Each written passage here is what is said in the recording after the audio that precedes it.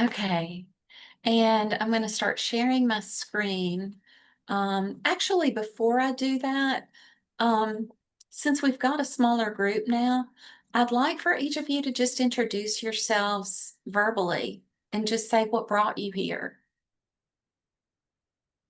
Whoever wants to go first. My name is Margaret Paul with the Office of Consumer Advocates, and we are a peer-run and operated organization in Maryland.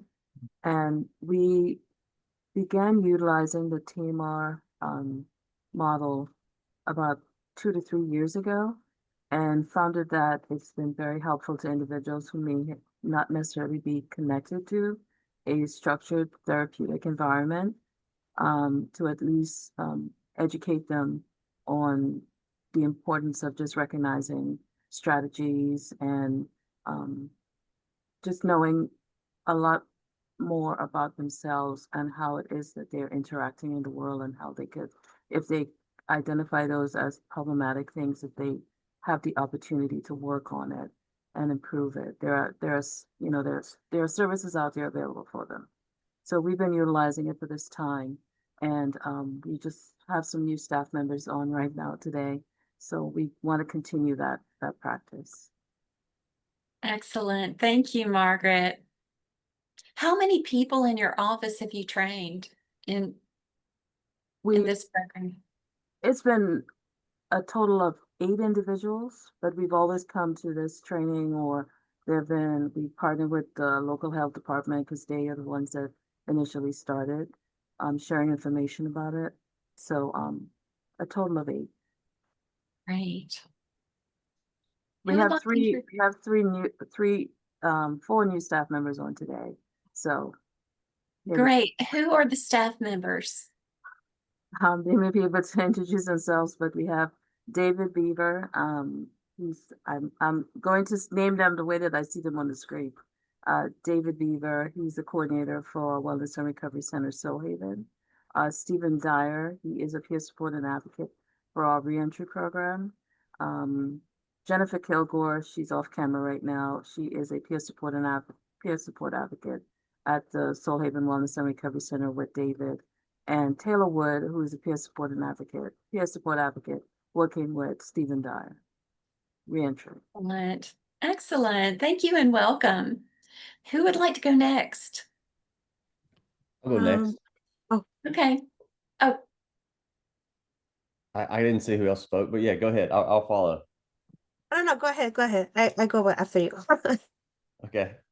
My name's Nathaniel Lay. I'm a physical therapist. I currently am in multi-site operations. About a year and a half ago, I just started feeling a bit of a shift in my life that I wasn't living out the purpose that I'm called to do. We started some men's groups at my church. A buddy and I started a podcast, but I really feel like that's not enough. I feel like that I'm being called to do more. Ultimately, I'm being called to help build strong families through strengthening fathers. And so I was turned on to this program a couple weeks ago, and Neely let me join last minute just to learn more about how trauma affects those in our communities. And so, really, I'm here to just learn more around how trauma affects the individual and how to help support them in their trauma. And I'm planning to build on this information, take it back to my community, potentially my church, and just continue to grow in my ability to support fathers through,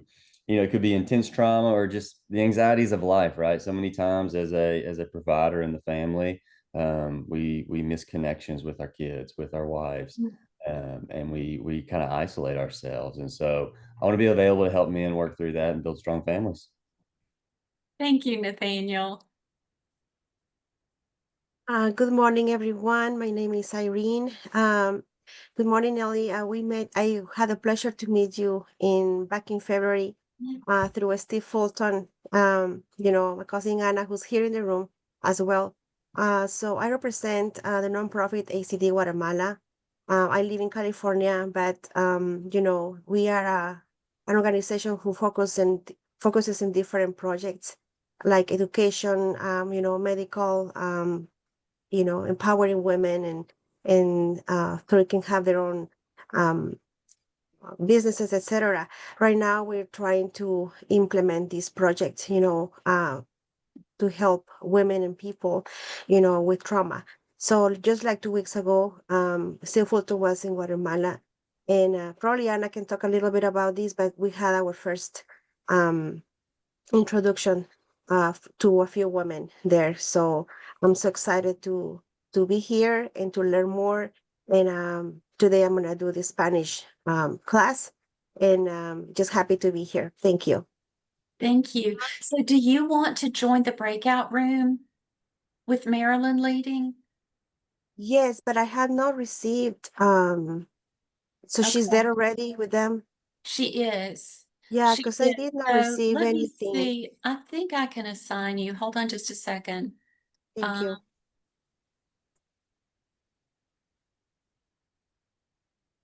There's somebody else that's trying to get in the Spanish as well, Haley Sosa. Okay, She's noting that she's not able to connect to the Spanish okay, session. hold on. Okay, I just sent that Oh, let me see here. and I'm Oh, sending. I'm So did, joining. I can see okay, this. Yes, I'm okay, joining. good. Thank you. Thank you. Okay, thank you.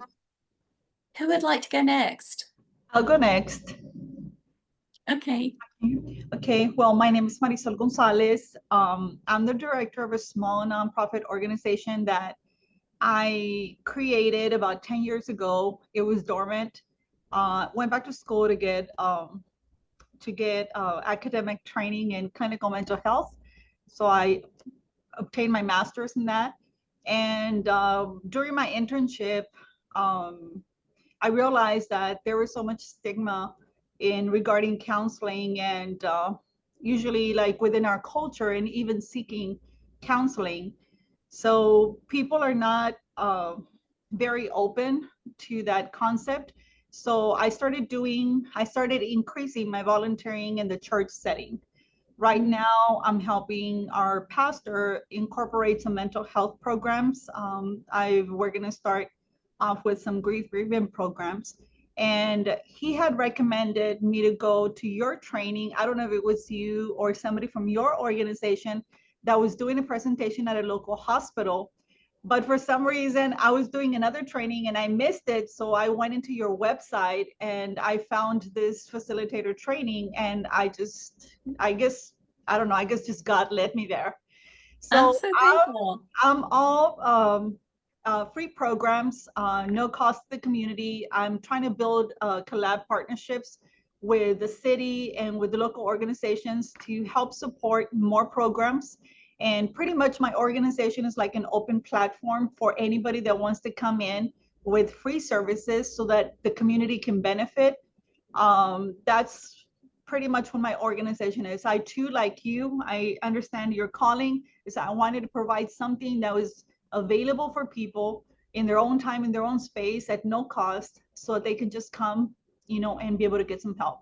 And trauma is so much needed, especially in our communities. And there's actually not very many sites available. I've done internships in several locations and it is so hard to get in there. And a lot of times there isn't even any spots or any availability for any counselors to even see them. So this is so needed and so important. Thank you for allowing us, to have this opportunity. Thank you so much. I'm so glad that you found us. Does anyone else want to introduce yourselves? Sure, I'll go. I'm Scotty Hughes. I run Warriors Across the Street Ministry out of Savannah, Tennessee. I've done it all over the U.S. for 28 years. I've also been a counselor in mental health in California and trauma. I've been a pastor for about 20 years. I used to help investigate human trafficking and do a lot of the treatment on that side. So we've come across a lot of men and women that have had severe trauma and needed counseling. But I haven't always liked what the state has because I have a lot of faith, and I believe that through faith, a lot more things can be accomplished. I mean, because it's helped me. and the traumas I faced in the past. I have 35 years clean and sober. I also run several recovery groups, and I help work with 4 different treatment centers. And my goal, I got this from one of the treatment centers I work with. They were talking about this, and I had heard of this in California. I just never took it, and I'm really glad to take it and do it here. And I really appreciate the invite, Reverend Neely. Good. I'm so glad you're with us. Thank you. Who else would like to introduce themselves?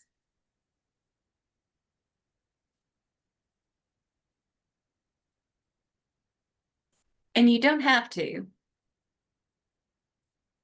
This is part of us being able to be trauma informed from the start, right? Not shining a spotlight on somebody who does not want the spotlight shown on them. Okay, I'm going to go ahead and share my screen. And I'm noticing a message from someone about, let me see. Hold on. From the other room. Let me forward this. So yeah, I might have to deal with a few technology things along the way. So I'm going to play the short. Oh, hold on just a second. I did not share my volume.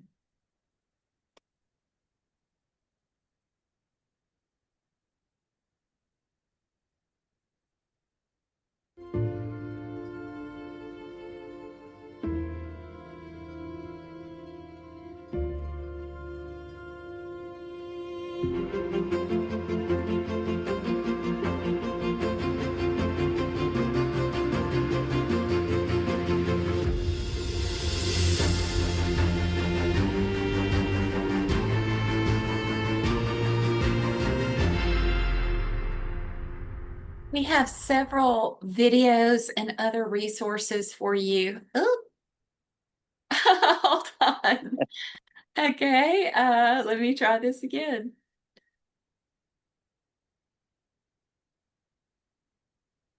But we do have several videos and other resources for you.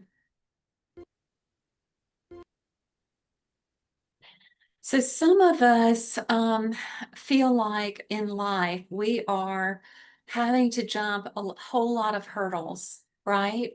To find the resources that we need, to find the help that we need, to find someone with empathy to understand who doesn't judge or blame us for something bad that's happened. If we're blessed, if we're lucky, we can find somebody who reaches out their hand and to lift us up. The truth is, all of us need someone else to be there because this is how humans are made, is to be able to both lift up and receive. We are all in both of these positions. What we need are more tools in our tool belts to be able to help people along life's path, whether it's our friends, our family, our neighbors, our community, whatever. We all need these tools. And I really wish that I had been able to find these tools when I was a kid because my life would have been so different. This is a short video of with real voices of people who have taken Tamar, the program that you're going to learn today. And their voices have been brought into animation. So I hope that you appreciate this.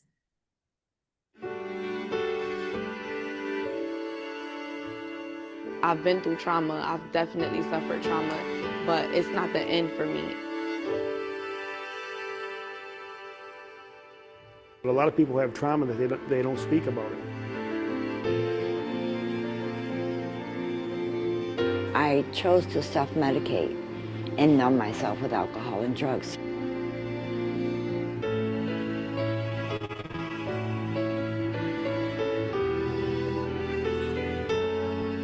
you cannot understand where you're going until you understand where you've been is so true. You're not going to be healthy for you or anybody else if you don't identify your trauma, learn to deal with it, heal from it, and move forward from it.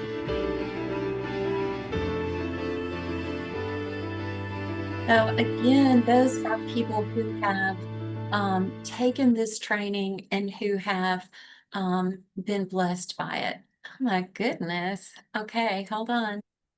Let me share again. It doesn't usually do that, but whatever. Technology. So what you're going to learn today, and I do hope that all of you downloaded the darn it, it's still not doing it. Let me do this. I hope that all of you downloaded the resource.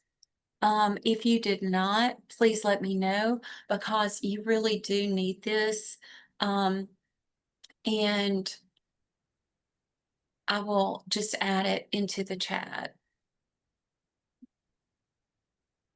Sorry for the tech hiccups. So Tamar has been around since the late 1990s. It has been used across the US in a lot of different settings.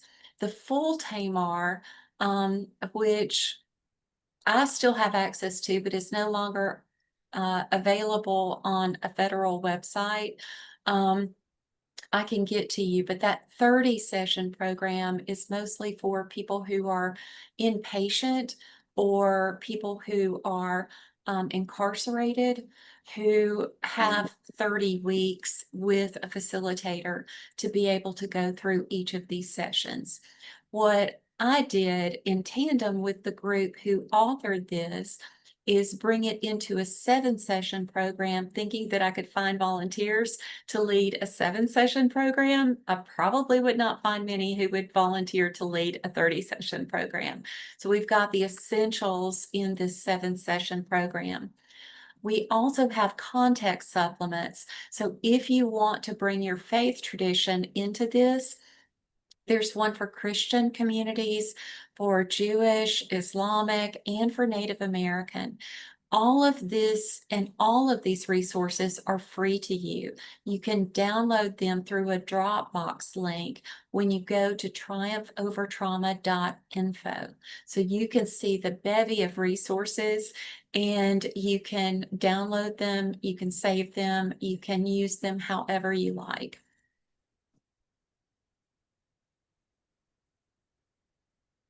The way that you use the program, when you are coupling it with one of the context supplements, is that you always use the core training, the Tamar training, and that's what I'm going to be training you in today. But you can reference one of these other context supplements to add scripture, to add prayer, to add song, to add individual practices of healing that are more from the spiritual side. By doing this, we come back together as a whole instead of just body, mind, spirit segmented through churches, medical doctors, psychotherapists. We bring the holistic picture together.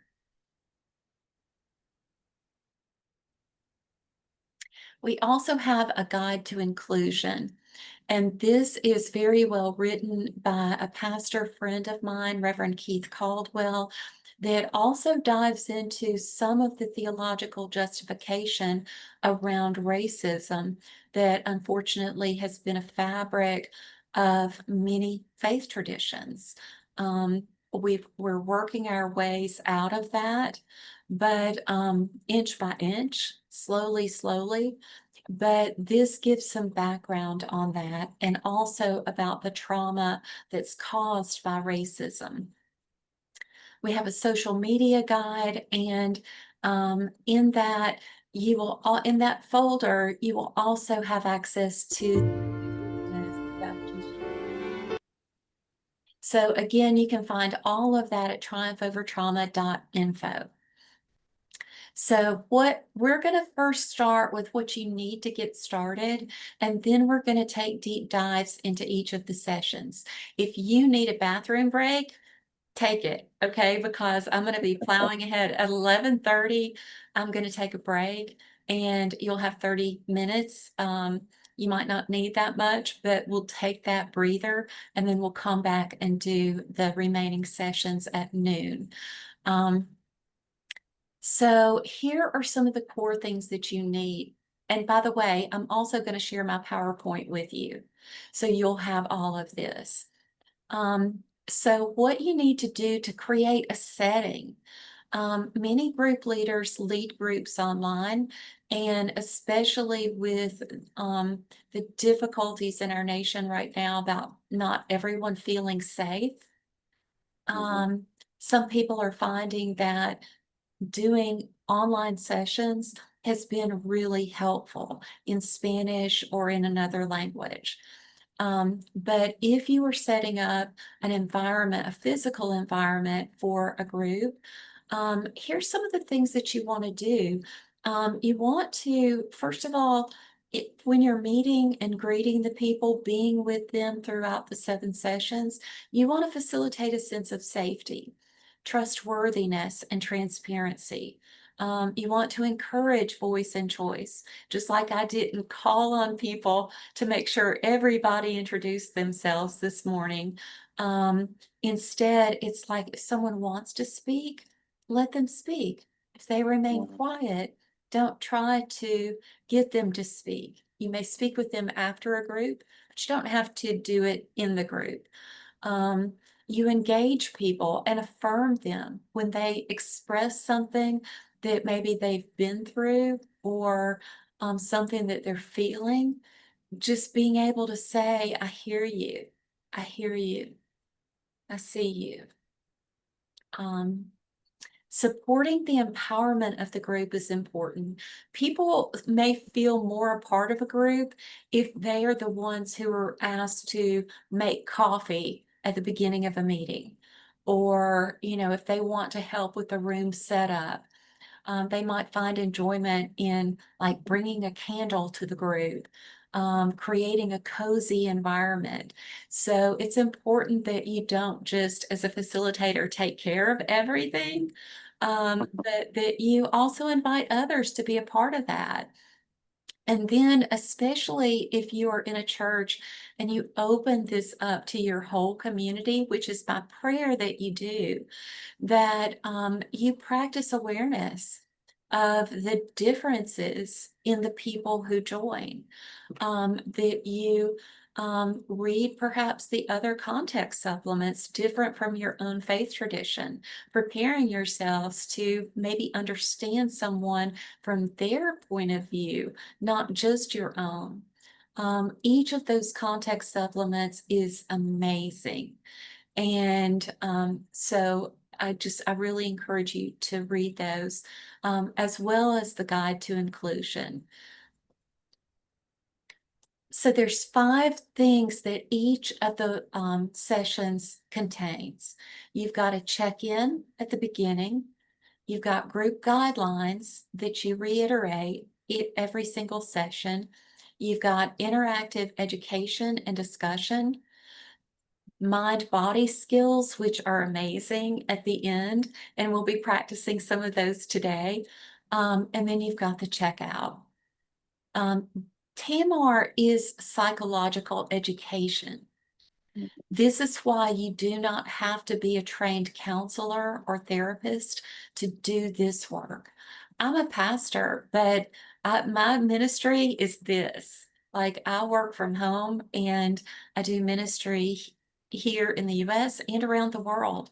But we need to make sure that we are aware of all of the different components of people's needs in the groups, making sure that people feel included and welcomed. So we're going to start with this with us. So this is what you would do at the beginning of each group. On a level of 1 to 10, What level of stress do you feel in your bodies right now? So I invite you to add to the chat, or if you want to come off of mute, you can do that as well. What level of stress on a scale of 1 to 10 do you feel right now? 1 being no stress, 10 being my head is about to explode. If you would just write in the chat or say it out loud, or you can even hold up fingers. 1. 1. You're in nature, and that's so beautiful. Yes, I live up in the woods, and it's real beautiful here. Good. What about the rest of you?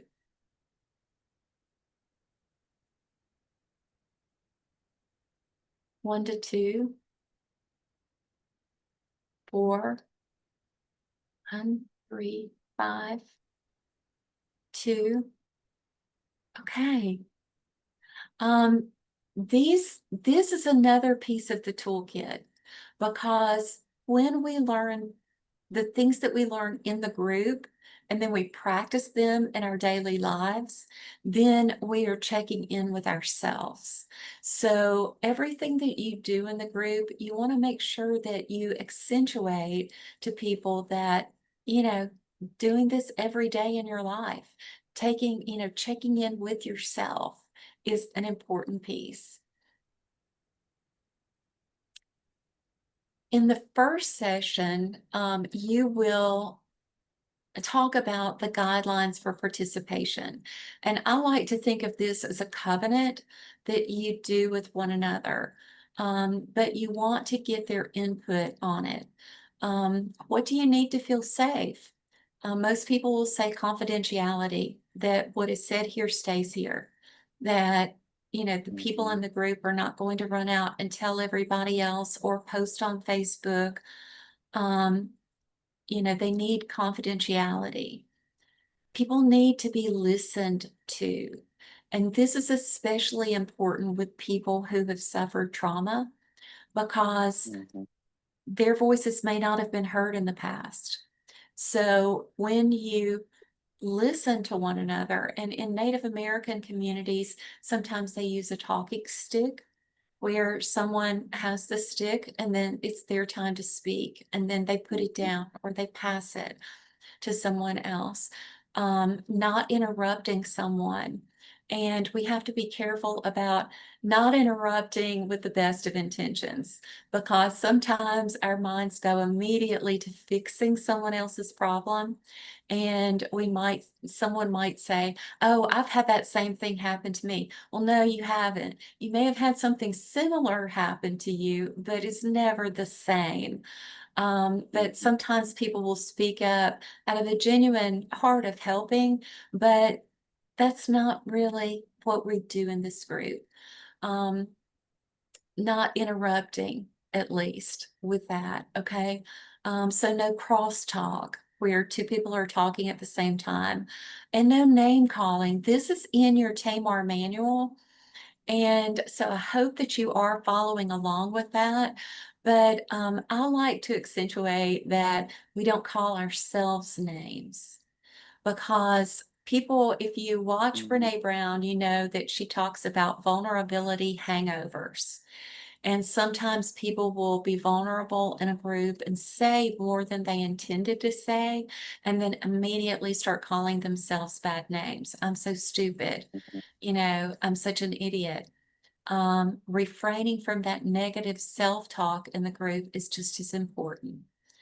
You're going to save the list of what everybody has provided to you, of what their needs are, and then you'll bring that up at every session.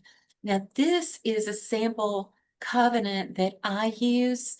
I'm starting a group actually on Tuesday, if any of you want to attend that, but I'm doing 6 sessions online starting Tuesday at noon Central Time. And this is the Triumph Over Trauma group that I'm doing. Because I have different people coming in and out of the group each week, I have a covenant agreement where everybody reads this statement together at the beginning of each session. So let's go ahead and read this aloud together. We honor each person's presence and will Will not not share share personal personal details or details or stories that are not our own to share.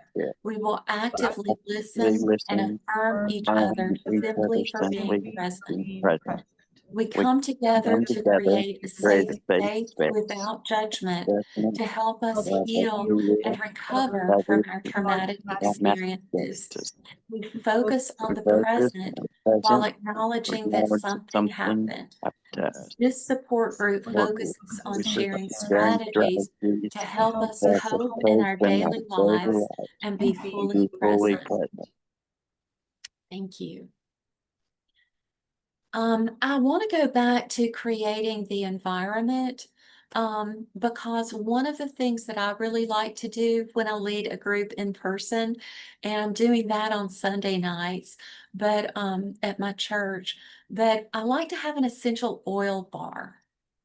When we think about our five senses, sight, smell, sound, taste, touch, these are things that can help bring us back down from a spiral to be able to self-soothe and not let our brains take control, our minds take control, bringing us to the past.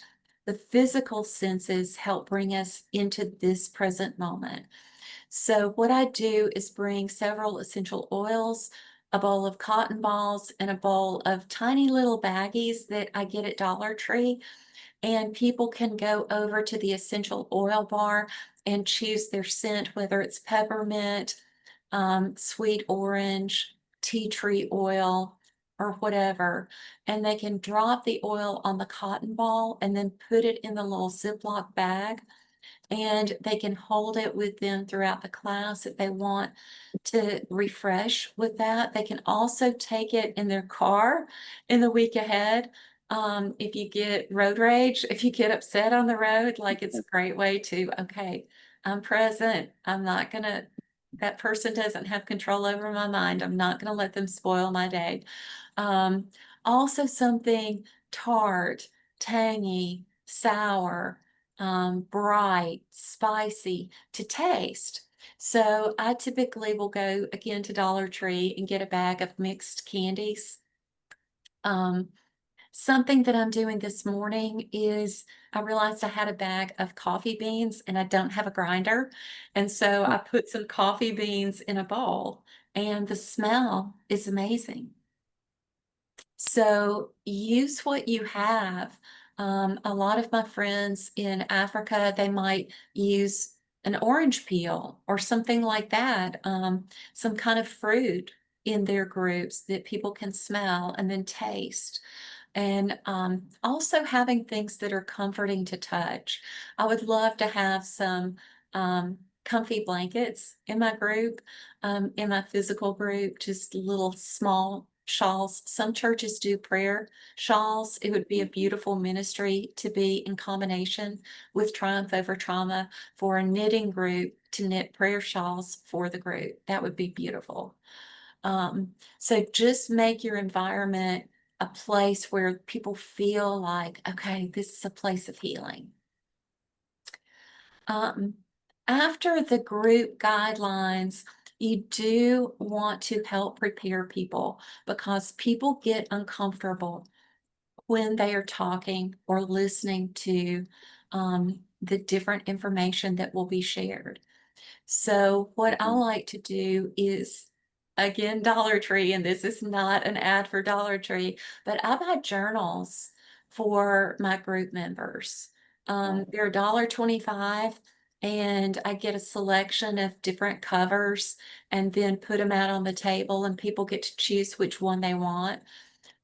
Sometimes I also bring an adult coloring book and colored pencils, and people can tear out a page in the coloring book and then they can start doodling on that.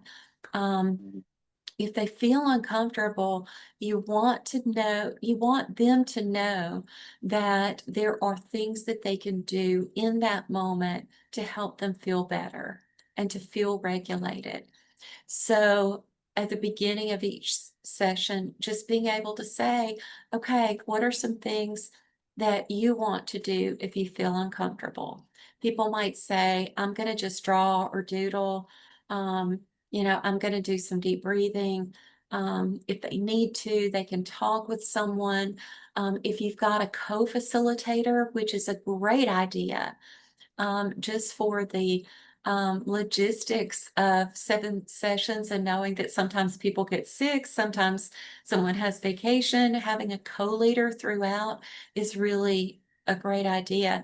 And then that co-leader could potentially go out in a hall and talk with a person who needs that.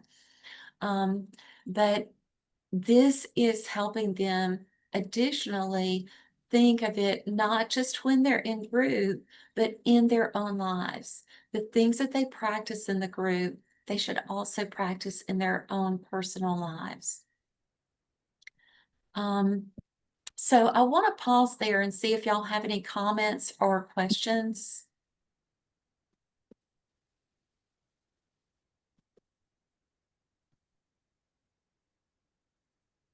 You can put it in the chat or speak.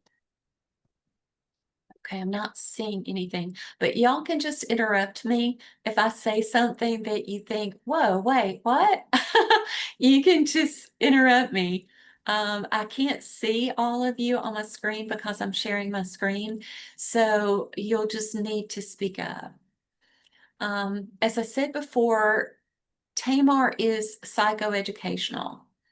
It helps people connect the dots in their own lives.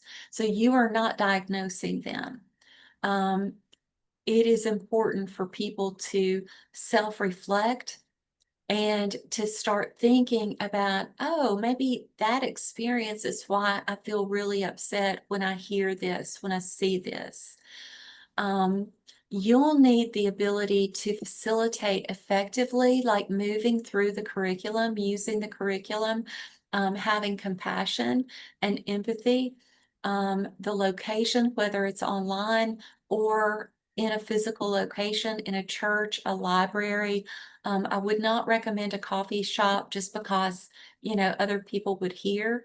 And then it's also essential for you to have a local referral list so that if someone comes into your group and you know that this is helping, but they need so much more, you need to be able to give them a list of local resources.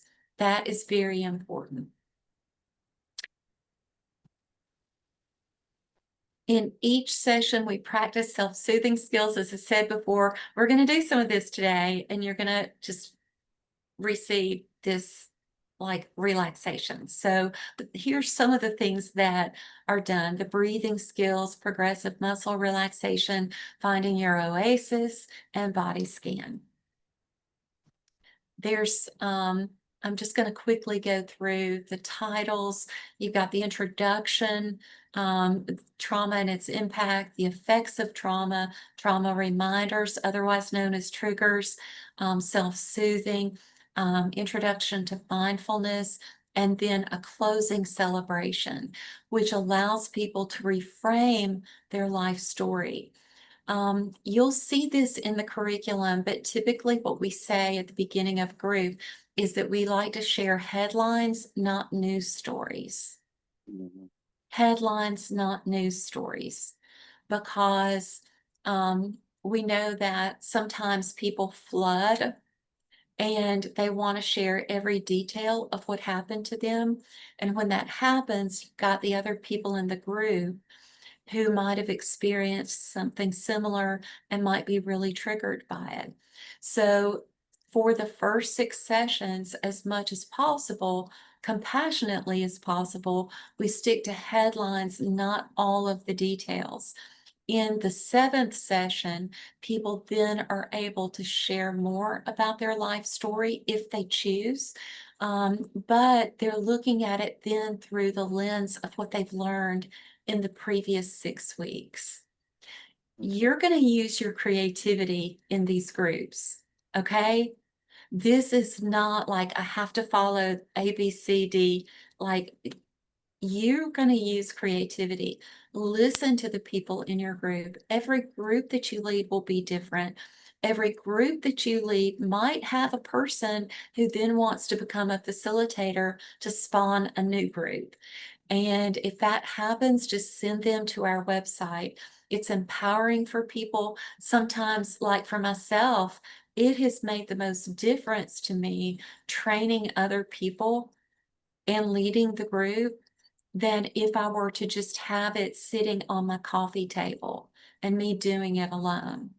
I've taken the lessons more to heart as a survivor of trauma, and it's changed my life. There's two things in the introduction as well that are listed, shame and forgiveness. And I encourage you to read both of those sections.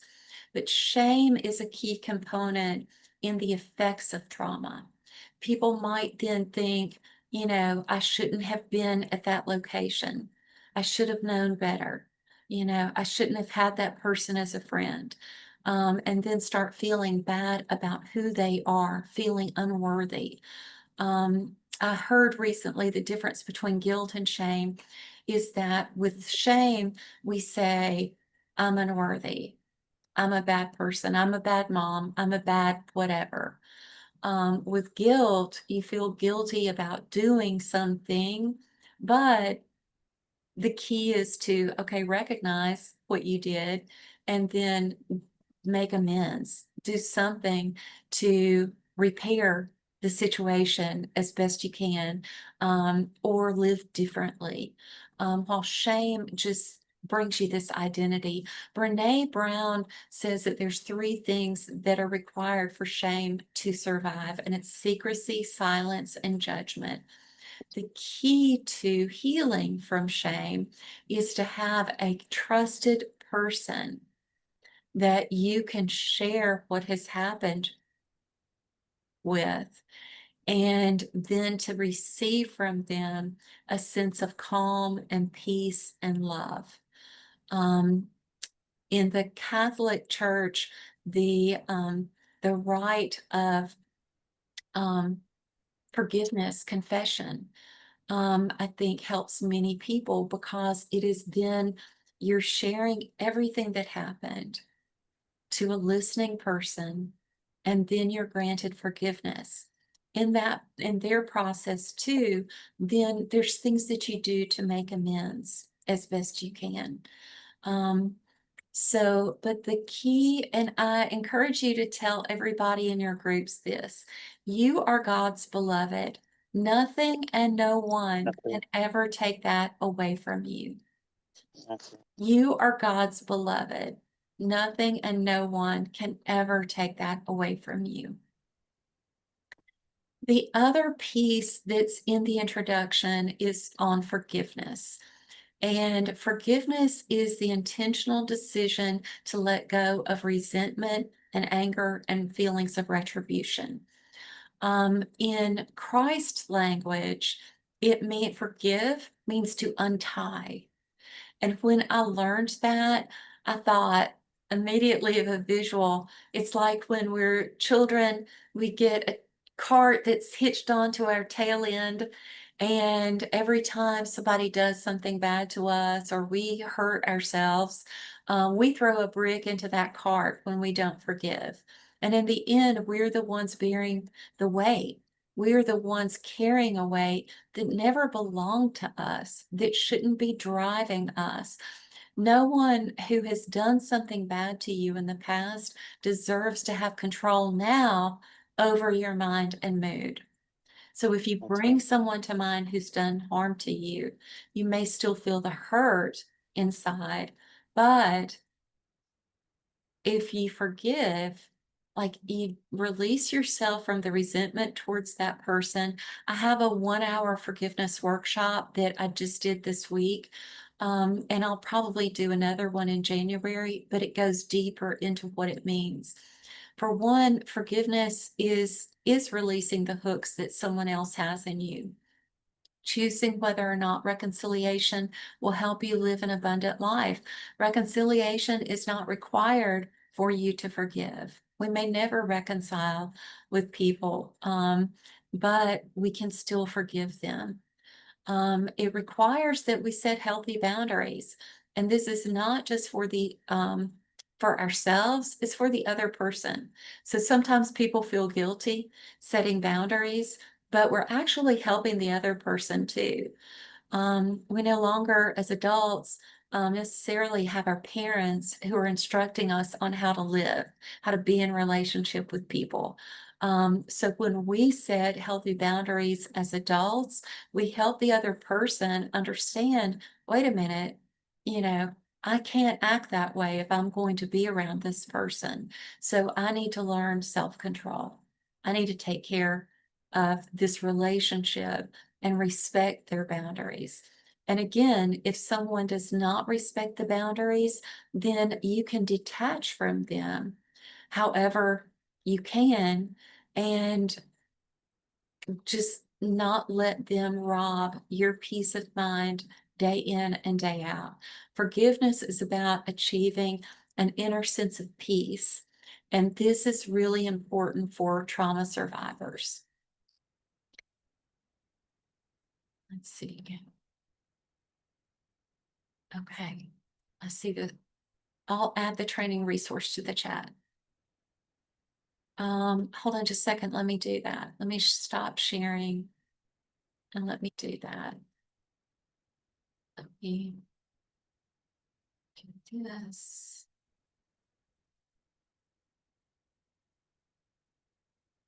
I don't know why it's not giving me the option to add a file.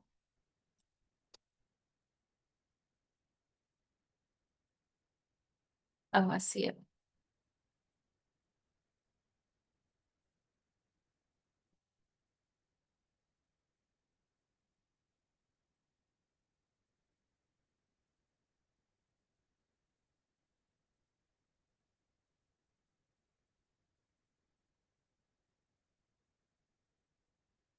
There you go. It's uploading. Okay. So I'm going to go back to sharing. Does anybody have any comments about forgiveness and shame? You can add to the chat or speak.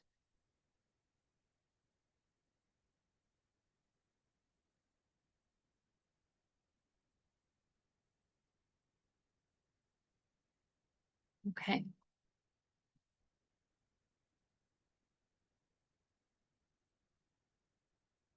Okay.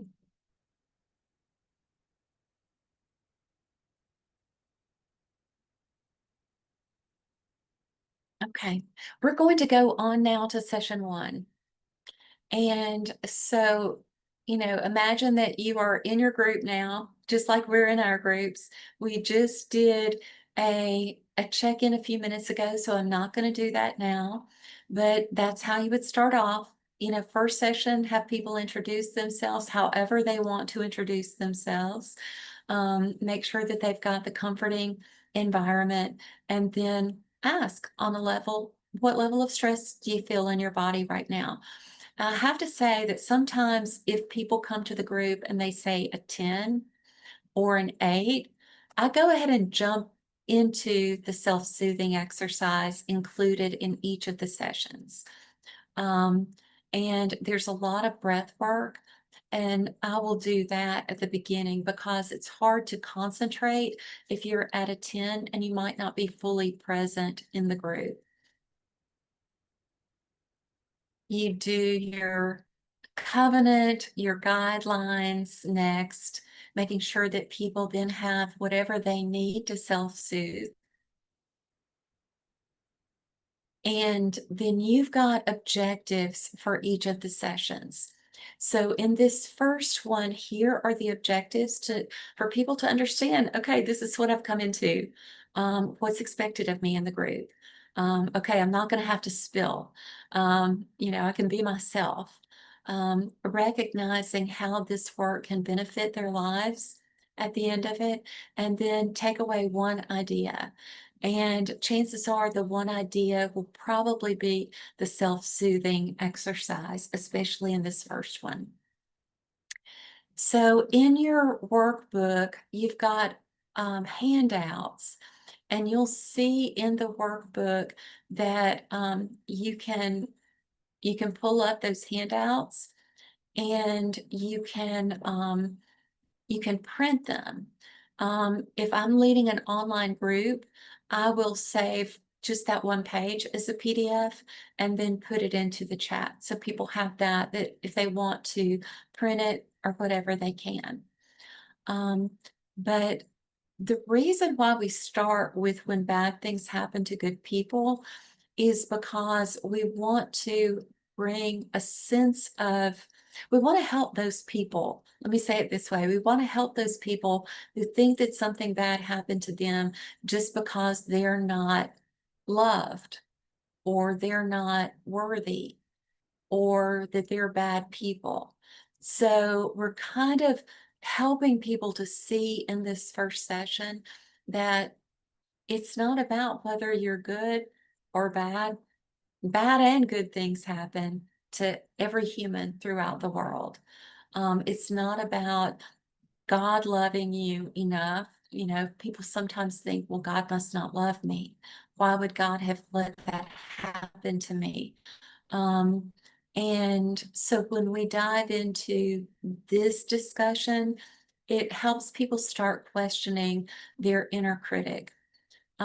So when bad things happen to good people, so that I'm not talking the whole time, could y'all participate by reading maybe 4 of these at a time aloud? And you can just unmute and read. I can help with Colleen? reading. Yeah. You want me to just go ahead and read some? Uh-huh. Okay, sure. Childhood sexual, physical, emotional abuse, neglect, abandonment, forced migration, rape, date rape, sexual assault. Thanks, Colleen. Who would like to read next?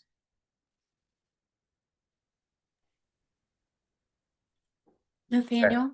Trafficking, domestic violence, experiencing, witnessing other violent crimes, serious injury or illness, death, loss, grief, institutional abuse, and neglect. Thank you. Is there someone else who would like to read?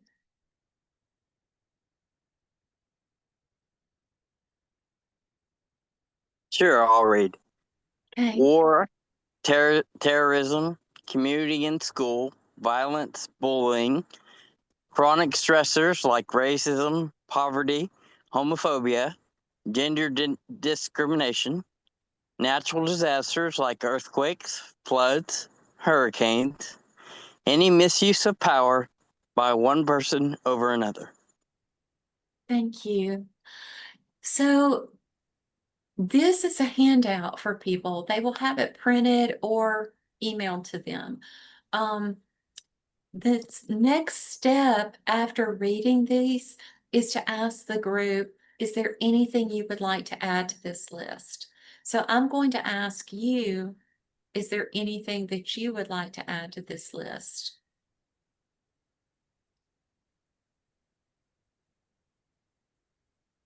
I think for me, not necessarily add, but expand on your chronic stressors. I know the big things frequently stand out around abuse and that sort of thing. But, there's so many times I had great parents growing up, but there was a lot of anger. There was a lot of fighting in the household.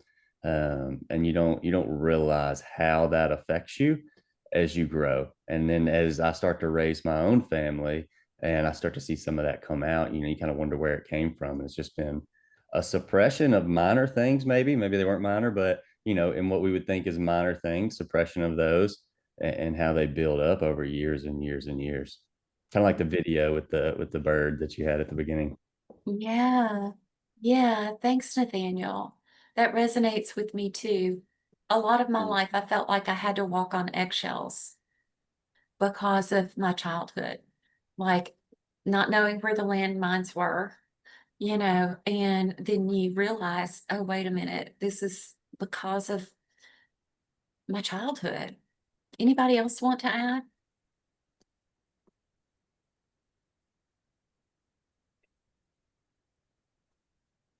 I think one thing is the pandemic. With the pandemic, we know that, I mean, it affected everybody in some way or another. And some people might have felt like happy that they didn't have to go out in public as much during lockdowns. Maybe they are introverts and just liked hunkering down. Other people, it might have affected them a lot very differently. And in fact, we need to also be aware of people with differing abilities in our groups and take care of them, because a dear friend, she was a church member who I had known for about 20 years.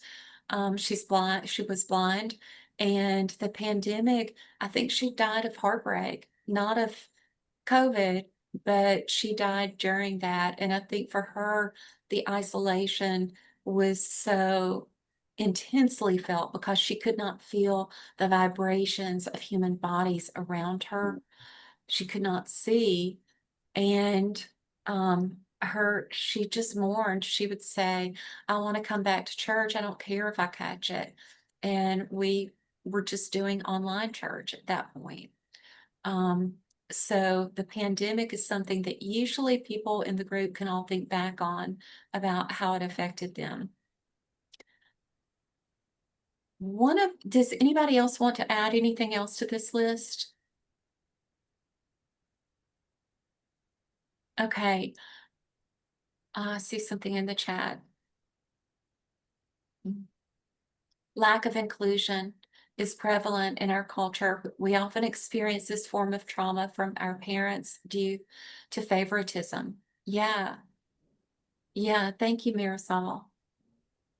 Lack of inclusion, feeling, maybe feeling that your voice isn't worth as much as someone else's. Yeah. In our culture, I mean, I experienced that in my family. There is a lot of favoritism, and it's very noticeable. It's very prevalent, and a lot of it has to do with genetic, just kind of genetic traits, like, somebody is more like the grandma or is more talented than others. And it just seems to be, I know that it sounds like a form of bullying, but in fact it is very, very, very prevalent in our culture, unfortunately. Yeah. Thank you for sharing that. I know that people of color, a Black friend of mine told me during Black Lives Matter, and then people countered with Blue Lives Matter. And she said, you know what? I can't take off a uniform. I'm in my Black skin.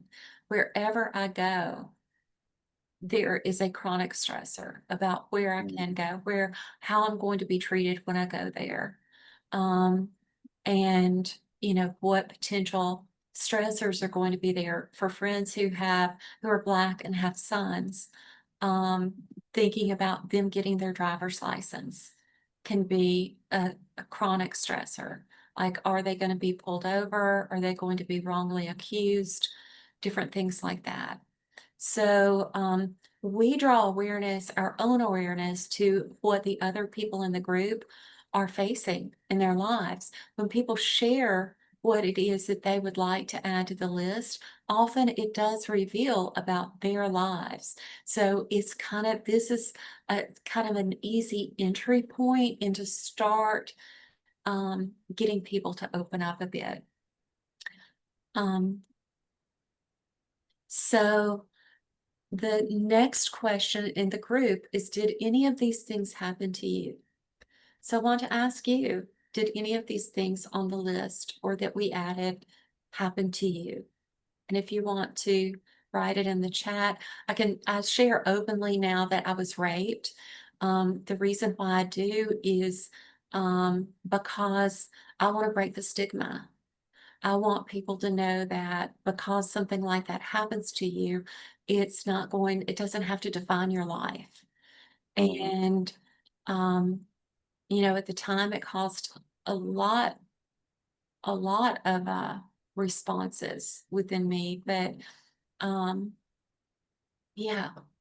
So just being able to admit in the group, people might say, yes, something happened to me. Most of the people will say, yes, something happened, because that list is pretty wide and varied. Some people will do like I did and share a little bit more instead of just saying yes, going into a little bit more. You I've also, experienced most of the things on that list in my life. I was molested as a child. I had a very abusive stepfather, and I'm native, so I've experienced a lot of racism in my life. So I've been through a lot of different traumas. I've even been through extreme trauma. I have a background in urban combat, so you know, and by the grace of God, I've gotten through a lot of that. I'm glad you're here, Scotty. Thank you. The next worksheet in this book is well-known people with difficult past.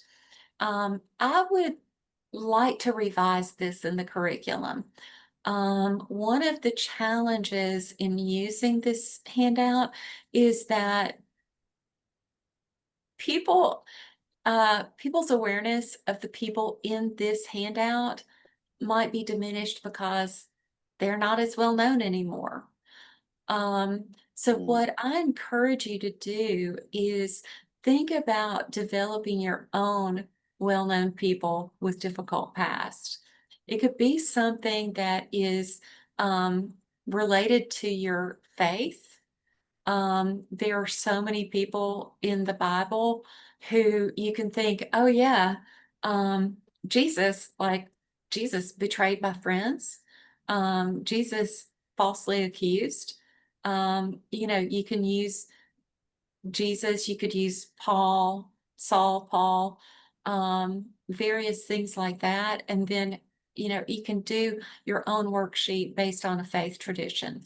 You can also do it based on maybe your local culture, so that it helps normalize to people that, oh yeah, these people have also suffered, helping them not to feel alone. And that's one of the key observations that I have in these groups, and why it's so important is because people stop feeling so alone in their pain when they realize that everybody's got something. So I encourage you to create your own worksheet on this. Again, you can be creative. You can do what you want. Yeah. And more culturally sensitive.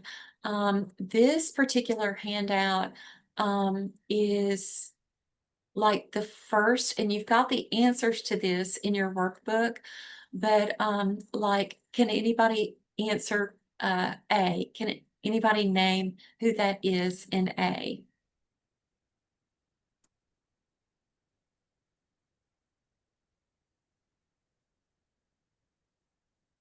Yes, Barack Obama. Yeah.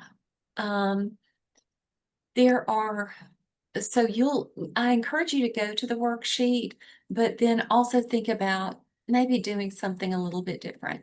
Now, for this first session, I'm also going to refer to the Christian Context Supplement, just as an example of how the two could work together. Because instead of doing that worksheet, you could then turn to a scripture. And thank you, Marisol. That's helpful. I appreciate that. So the answers have been posted in the chat, thanks to Marisol. But you could use the scriptures and the songs and everything else that are found in one of the context supplements. In the first session, Tamar, the story of Tamar in 2 Samuel, is written about.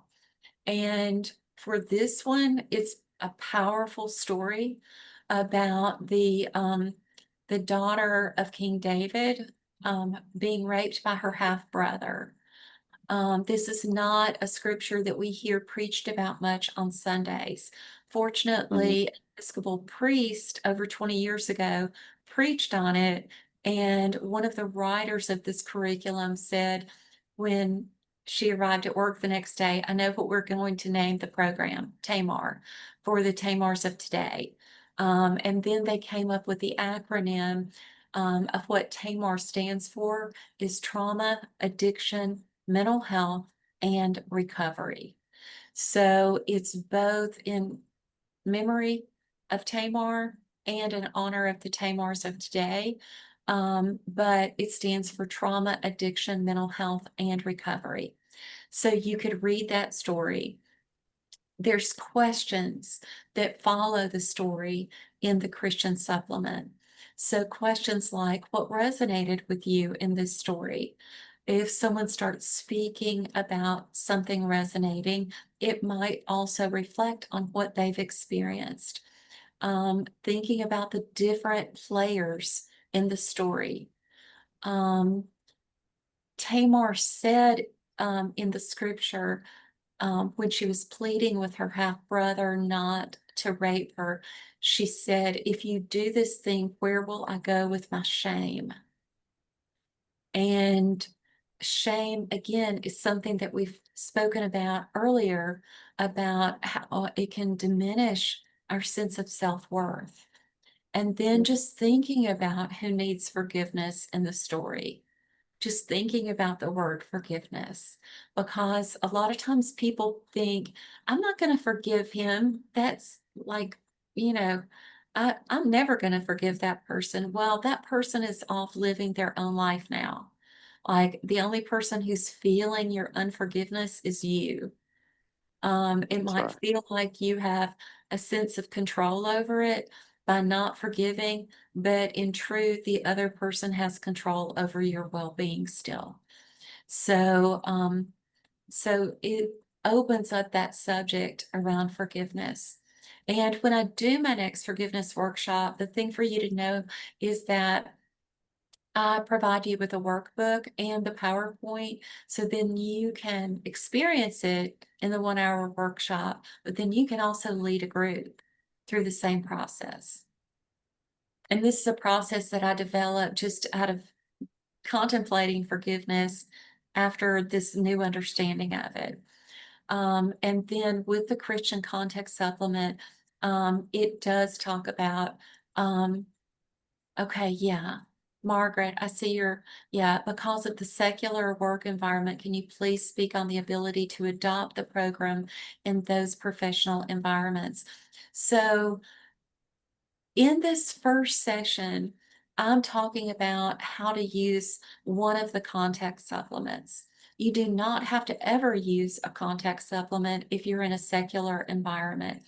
So in a secular environment, and what I do most of the time when I lead my group online, because I know people are coming from different places, I don't turn to any of the context supplements. I simply stick with the worksheet on when bad things happen to good people. And then if I feel like being creative, do something around well-known people with difficult past and just asking them maybe a few of the questions on that worksheet. Okay, so this part is optional. You don't have to do that. And again, using your creativity is key to this. Everybody's groups are a little bit different. After the education and discussion portion, then we do the closing self-soothing exercise. And this focuses on breath work. So if you've skipped the Christian Context Supplement, you would go from the well-known people with difficult past, however you want to do that, and then you would go into the breath work. That first session might, typically these sessions are an hour. I usually keep them to an hour. The first session, you're going to also have introductions of people getting settled in. This comes at the very end. I'm going to invite you now to just relax back in your seat. And we're going to do the abdominal breathing together. I invite you to put one hand on your chest and one hand on your belly. Just noticing how your body is moving. It may feel like just a gentle wave. When we normally breathe, we breathe very shallow. When we get upset, we breathe even more shallow. When we cannot breathe deeply, our brains are deprived of oxygen that they need for us to think clearly. And this can happen when we're upset. So we're going to begin with a deep out breath through the mouth. And I invite you to breathe out like through your mouth, like you're blowing out 100 birthday candles.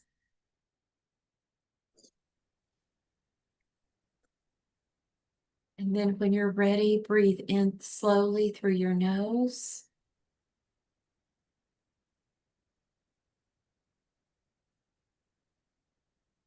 Breathing out slowly through your mouth.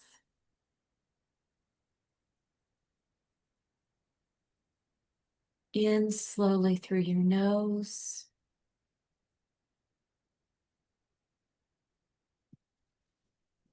Out slowly through your mouth.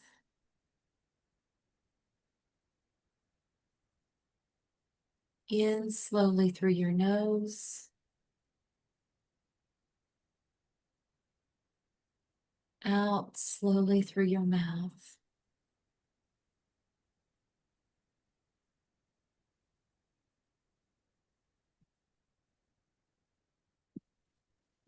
When you're ready, you can open your eyes. You can shake it out. While we're sitting at the computer, it's important. Sometimes I will stretch my arms up and slowly down just to give a good stretch. But this helps us come back into the present moment. You can continue breathing like that for longer, but typically I will do 3 rounds. And then we do a closing checkout. So I invite you to share in chat or by speaker, what level of stress do you now feel in your bodies? On a scale of 1 to 10. 0. Okay. Yeah, I see some good things here. Sometimes you will see people who are still stressed or maybe who got more stressed during the episode, during the session, because something reminded them of something else. So taking the time to continue breathing with the person, helping them feel safe, helping them feel like they're going to take home these tools to help them self-soothe. There is the mind-body worksheet in this breathing worksheet in your manual, and you can send that home with people as well. So Marisol, I don't know if you want to capture that and put it in the chat. That was super helpful before. But that is at the closing of session 1. You don't have to do it. I'll do it. Yeah, that's fine. Okay, thank you for I helping. So people have that to go home with. If you do the essential oils, they have that to go home with. Another thing that I did recently was I bought some touching stones on Amazon, and they were pretty cheap. Well, I think I might have spent like 20 bucks on them. But the touching stones, thank you, Marisol. The touching stones ignites that sense of touch. And there's various stones out there, worry stones and all that, but touching stones was my search word. So they go home with, something to smell. If they want to bring the candy home, something to taste. If they want to bring the worksheet home, all the different things in the group, then help people. They give reminders, and they would have their journal if you do that, or they might have just brought a notebook and they're keeping notes in. So that What about, I'm sorry, one of my recovery groups, we did hand painted rocks with positive affirmations on it. Would that work as well? I love that. Okay. That would be a great activity. There's so many ways that you can customize this. Y'all, let's take a 5-minute break. It's 10:25. Let's come back at 10:30. Give us a chance to stand up and stretch. And I will see you in 5 minutes. Okay.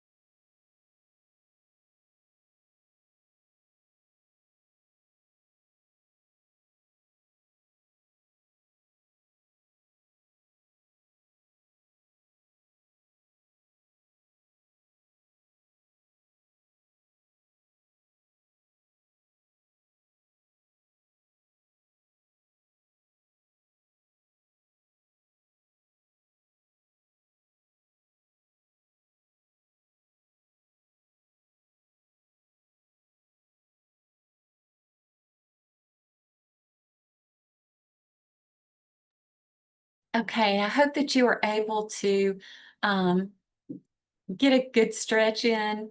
Um, get yourself a nice beverage. I know that's a super short break, but we are going through this really quickly today. Normally, when I do the training in person, it's from 9 to 4, giving people more time to digest. I didn't think y'all would want to give up a whole day. So I'm going to go on into the session 2. Neely, I have a question. Okay. Where is Marisol getting these handouts she's putting in the chat? They are in the manual. Yeah. I'm looking through the one I got in my email and I'm not seeing the ones that she's sending. Okay. Do you see the document that I put in the chat?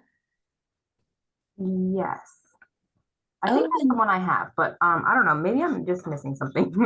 yeah, well, it's all in there. So if you flip now to session 2, can you find that? Yeah. Okay, and then that's the one that we're following. Know that I add to the curriculum based on my experience of leading the groups. But the handouts and everything are all the same, and it's the same format as what I'm going through. Okay, thank you. Thanks for asking. Mhm. Any other questions? Okay. Again, I can't see you all, so you're going to have to. Sorry. So you said that some of these trainings you do in person, do you do them in Nashville? I do at Glencliff only 2 United Methodist hours from Church. Oh, I'm only 2 hours from Nashville. Okay. Yeah, I I'm go to leading Nashville it. a lot.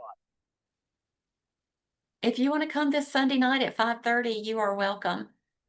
Okay. I would very much enjoy that. I go to Nashville quite a bit. Okay, good, good. And then I've just got 2 sessions left, so it'll be the next, tomorrow and then next Sunday. Yeah, but you are Okay. welcome to join.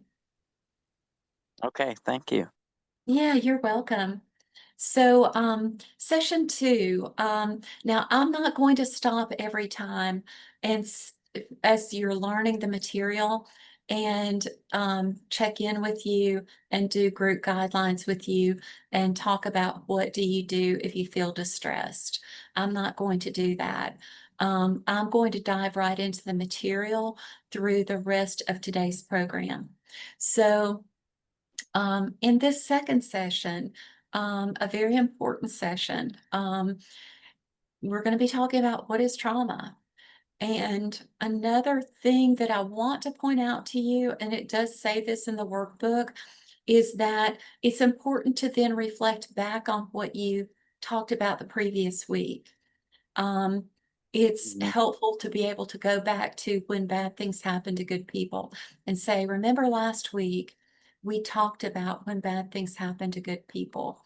And if you can have my PowerPoint, you can use that, you can, edit it however you like. If you like to use a screen, which I always like to use one, but it's not necessary.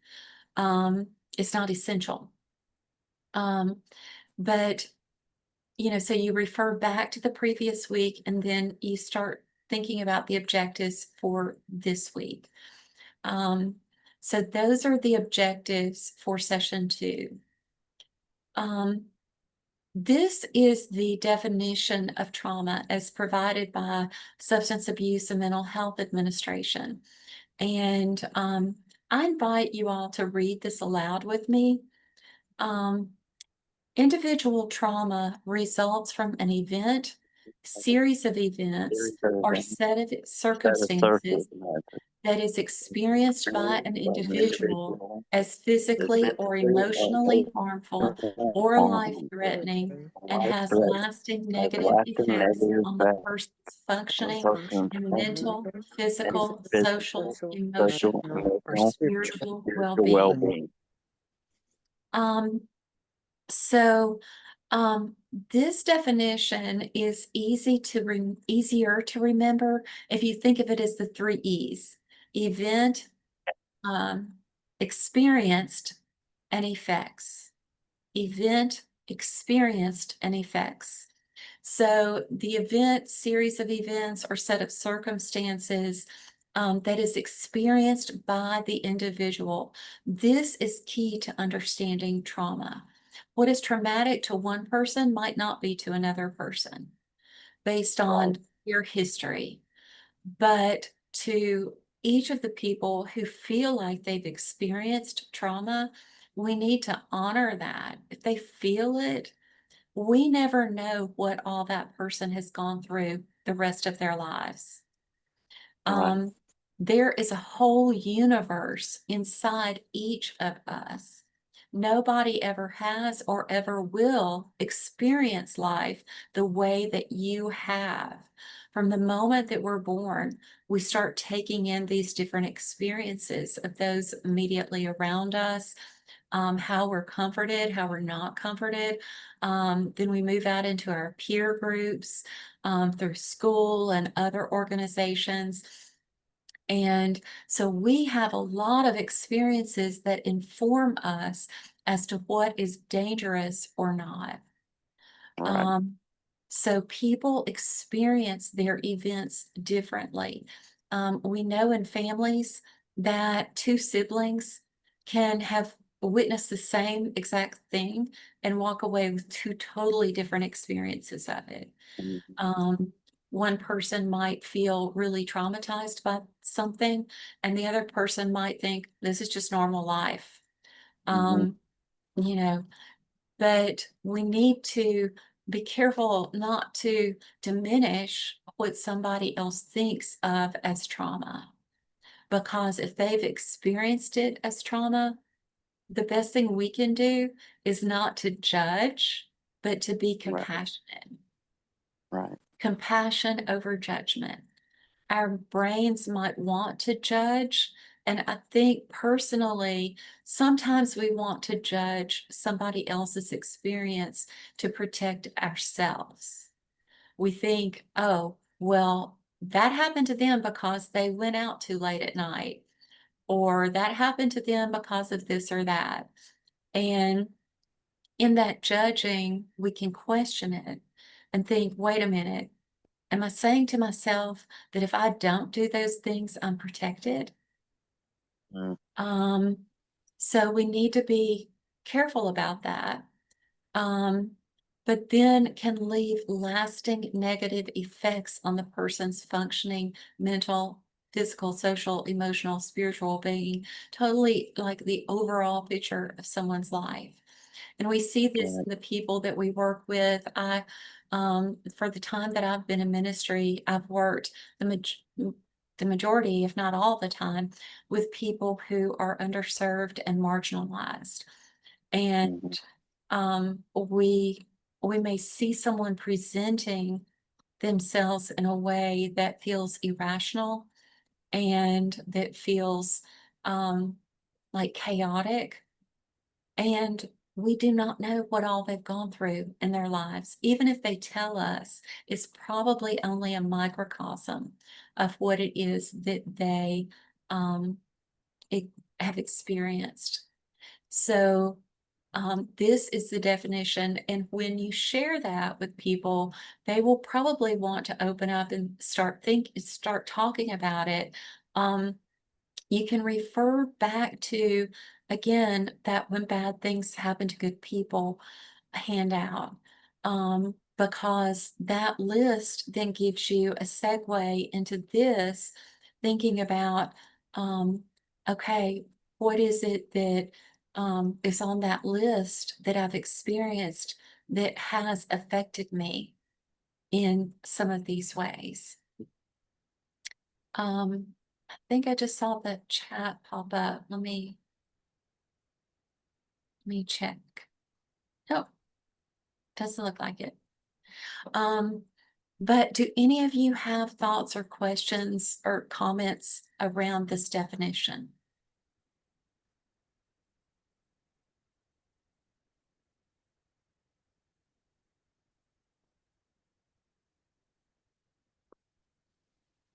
I think often. I think Oh, go I'm ahead. sorry.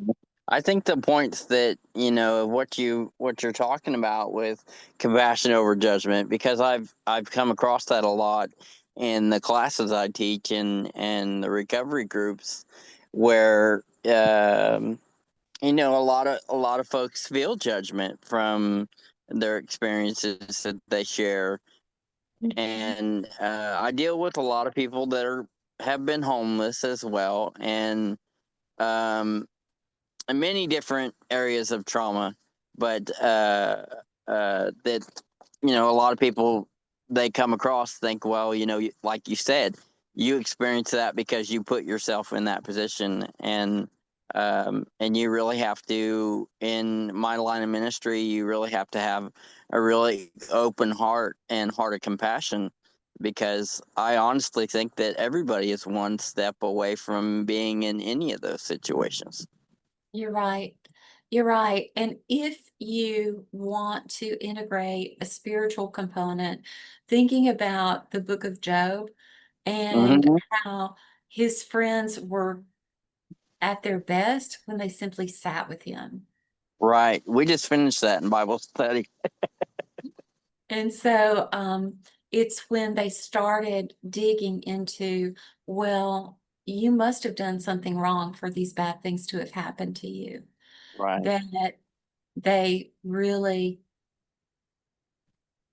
were not friends at that point, Right. or not good friends.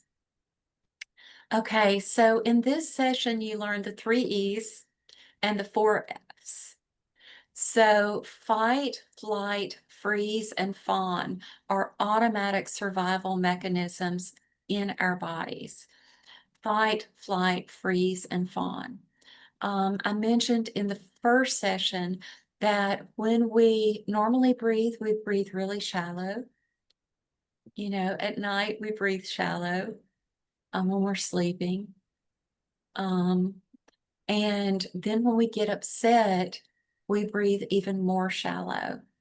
When we are breathing shallow, we are not supplying our brains with the oxygen that they need to be able to make rational judgments.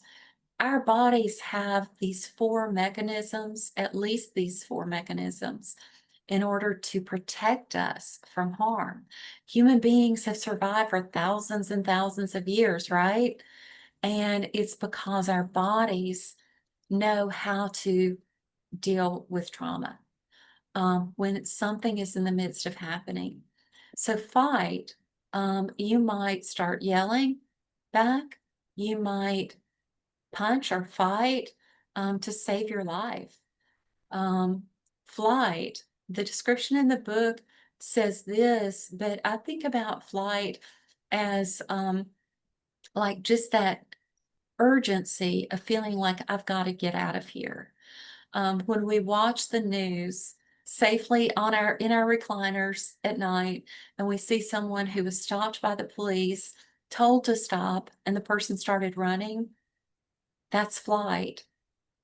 Like this unconscious decision to get to safety, not feeling safe in a situation and fleeing.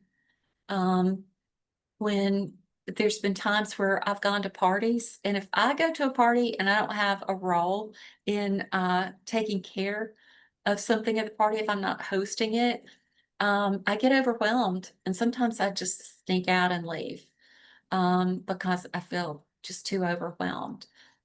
Freeze, you might want to just kind of blend in with the wall, you know, in your mind, and you just freeze. Think about the deer in the headlights, just frozen, not responding as you might normally, not speaking when you might normally speak up, just freezing. And then fawn is the 4th one. And I've seen this a lot in domestic violence survivors and victims, is that they automatically try to appease the person who's abusing them. I was at church one day and with a lady whose ex-husband came in and he was drunk and he started yelling at her, and I told him he had to leave. And I started escorting him out the door, and she was following behind, thanking him. And this has been years ago. I could not understand why in the world was she thanking this man who was verbally abusing her. She just followed behind and kept saying, "Thank you, James. Thank you, James. Thank you, James." And, you know, a part of me at that time, before I understood all this, thought, why doesn't she stand up for herself? But the truth is, she learned how to survive living with him, probably by doing that same thing, trying to lower the temperature just by appeasing him. When our bodies respond in any of these ways, afterwards, when we're thinking clearly, we might feel shame, like, why didn't I fight? Why didn't I speak up? Why didn't I stay through it and fight back? There's shame that can come about in the response. And again, putting compassion over judgment is essential as you go through life. Like when you meet someone who's a friend, a family member, whoever, and they tell you that something bad has happened, I've learned not to say, well, why didn't you do this? Why didn't you do that? Especially don't say, well, I would have, I would have done this, because you never know what you're going to do when you're faced with that kind of situation. You do not know. You can have the best laid plans for protecting yourself, and then in that moment, you respond in a very different way. So shame and forgiveness of self is really important. And forgiveness of self can come very difficult. People can say things to themselves that they would never say to a friend. People can, let that inner critic overtake them. And some of the things that I like to do, years ago, I personified my inner critic into a loud, blustery man caricature. And so when that voice comes up inside of me, I think about that caricature, like up there, just feeding me all of this negativity, and I'm able to just flick it away. Think, not now. Another thing that I do is, if worry or the inner critic creeps up, I may write it down and think, okay, I'm going to come back to that at 3 o'clock today. I don't have time for it right this minute, but I'll come back to it later. And then 3 o'clock rolls around and you think, what was I even thinking? Or I don't want to pick that up. I don't want to think about that. So acknowledging it, it's there, but also having the self-control not to let yourself spiral. Spiraling is really, it's a hard, hard thing. And one time when I was in Haiti and I was riding on the back of a truck and I felt sick to my stomach, and I was just hanging on to uh, um, a bar on the side, and it was bumpy and we were going fast down and around a mountain. And I was thinking, I'm gonna get sick. And then I spiraled, and in probably milliseconds, I remember having the thought, I'm gonna get sick. And if I lose sick, I'm gonna lose my grip and I'm gonna fall off of this. And then I'm gonna be hit and I'm gonna die. And then, oh my gosh, everybody else will be traumatized seeing me die. And then I snapped to.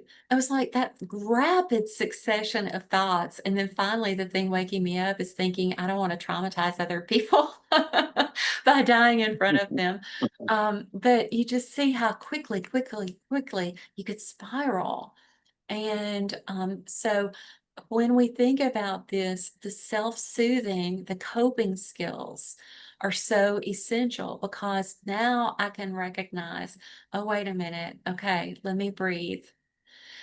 Let me step outside. Let me look at something beautiful, contemplate nature, the sky, whatever. A picture of a loved one, and I can come back to, I'm okay right now. I'm okay in this present moment. What happened then is not happening right now. Right now, I feel this table that I'm sitting at. You know, I hear the fan going behind me. I can smell the coffee beans.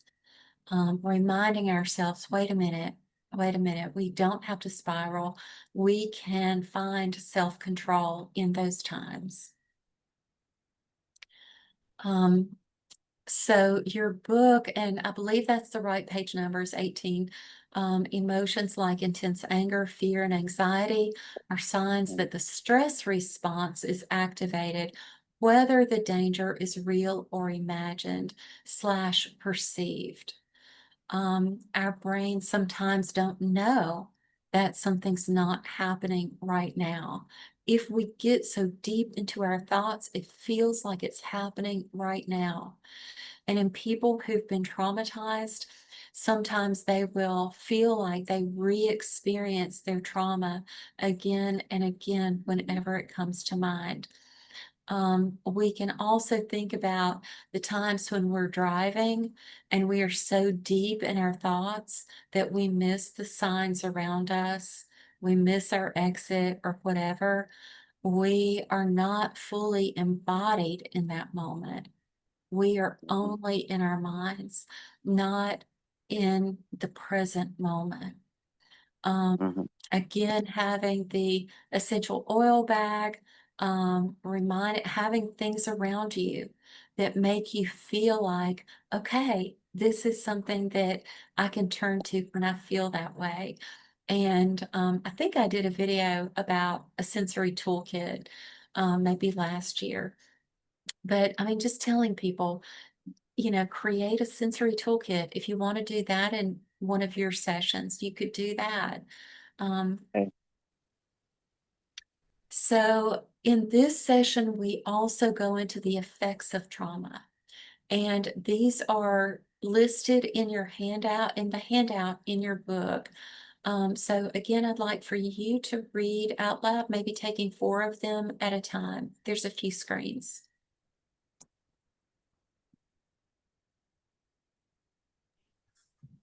We may have scary memories or dreams. We may feel jumpy or nervous or angry. We may watch out for danger and worry about bad things happening. We may have trouble sleeping and paying attention. We may not want to talk or think about traumas, but traumatic memories pop into our minds anyways. Thank you. Someone else? We may feel upset and have strong reactions in our bodies, heart beating fast, sweating, stomach ache, when something reminds us of traumas. We may do anything we can to avoid a place or person who reminds us of trauma or bad experience. We may feel empty and numb, like we can't feel anything at all. We may use substances to try to cope with upsetting feelings and sensations in our bodies. Thank you. And someone else?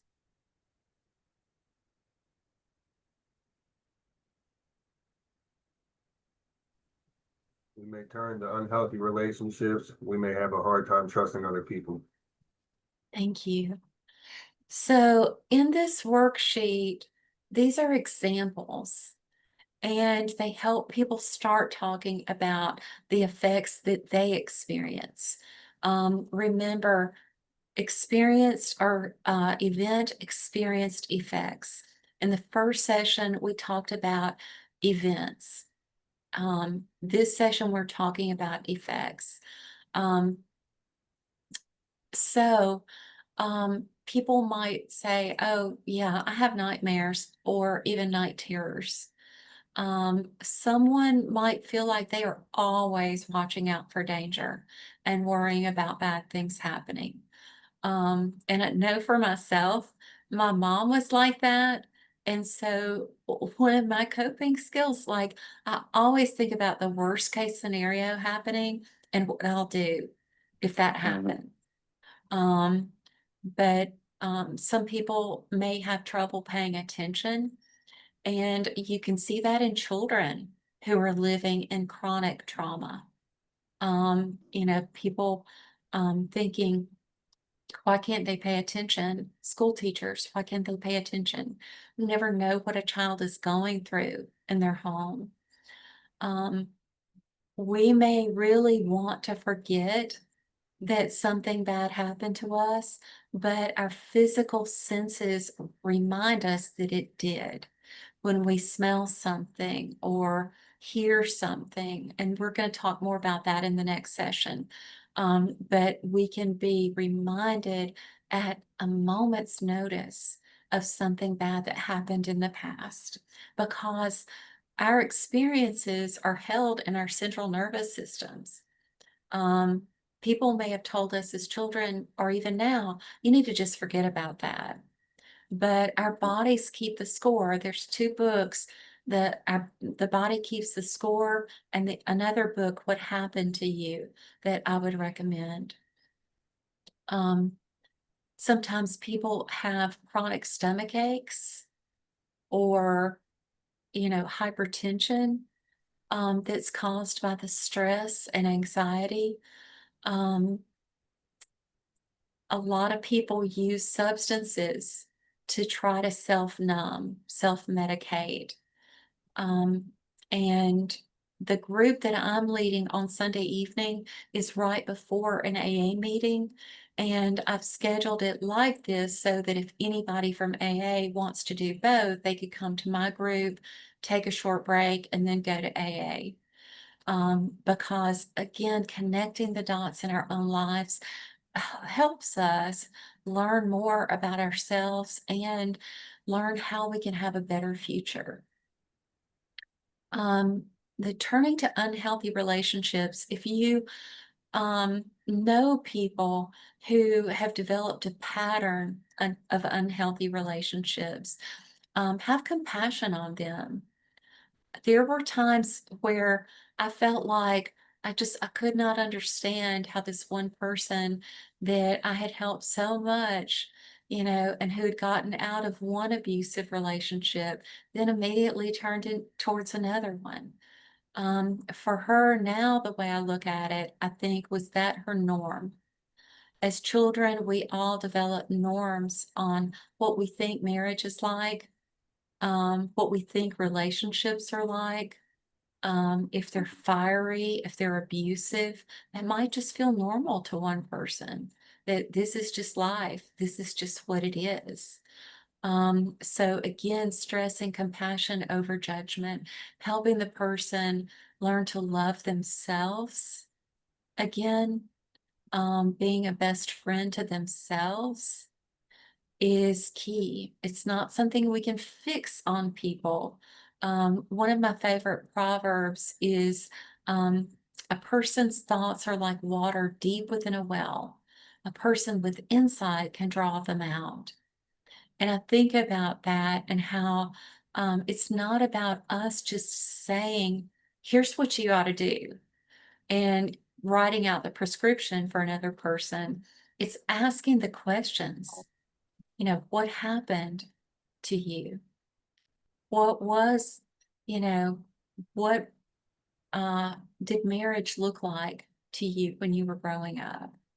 Um, you know, Asking questions so that people then start to answer in a way that is deep within their well, because that is where transformation can start.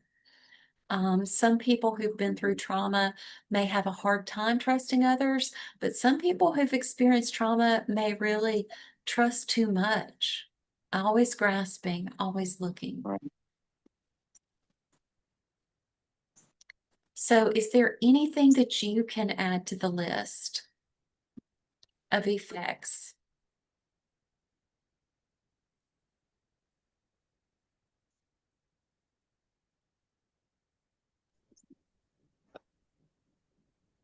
I like this particular handout you shared, replace that track on the idling thoughts of the triggers or the experiences that are sometimes not explicitly expressed, but they're just like, just a bunch of jargon, being expressed in different forms.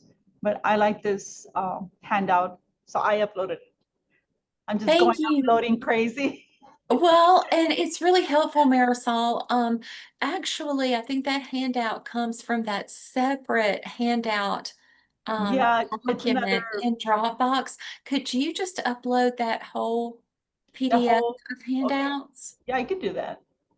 Because some of those are not a part of the 7-session program, but they're options. So you do have other options for activities.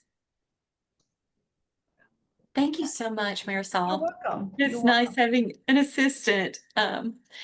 So I want to ask if there's anything that you would like to add to the list. And especially in your group, you're going to be asking, have you experienced any of these feelings? And during that time, people will be able to share and reflect.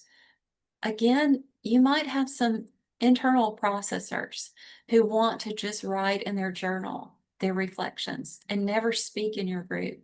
If they never speak in your group, let them. Don't ever try to force someone to open up. I've done that in the past as thinking that I was being inclusive, like, oh, we've not heard from you. But truthfully, it's like in this group especially, um, you just don't need to do that. We never know what's going on in a person.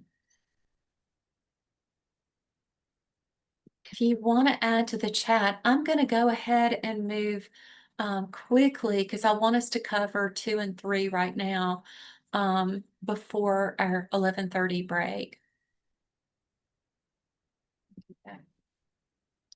I just wanted to add one thing. I know a lot of things that come up in my groups are that folks talk about generational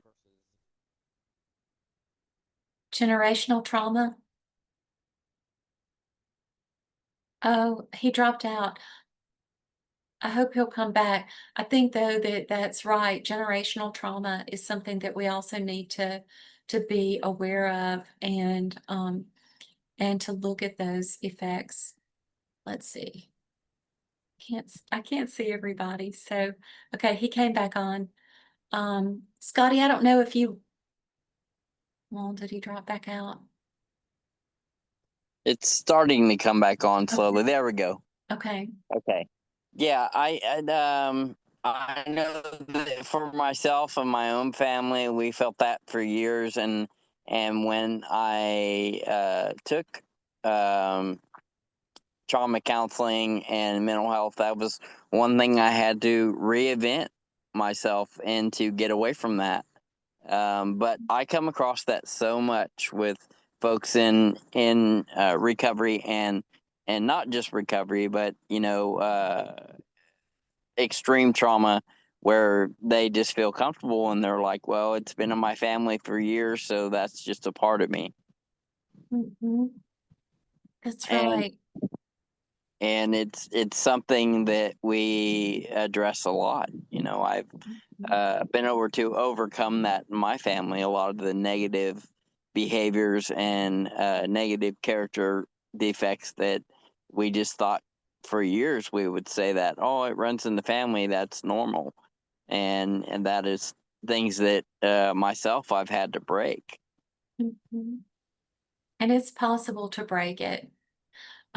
This is also where knowing your local resources is important because we're doing the psychological education and connecting the dots in this group in the coping exercises. But if you know that there's someone who specializes in one of the other therapies, whether it's EMDR or Mhm. DBT or some people find that I think it's freedom therapy Yes. helpful. These different things like that, being able to give referrals. Now, in this next exercise, we're going to do this, but I'm going to do it a little bit differently from the book. One thing that I've learned is that people have differing abilities to breathe.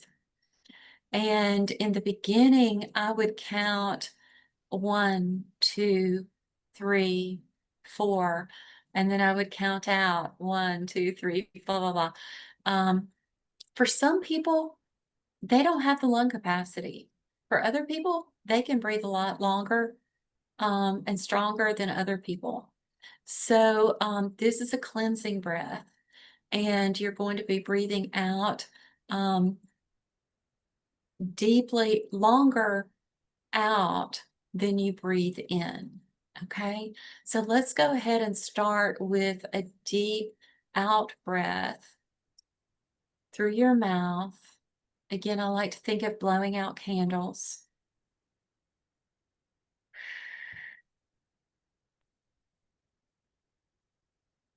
And then breathe in through your nose.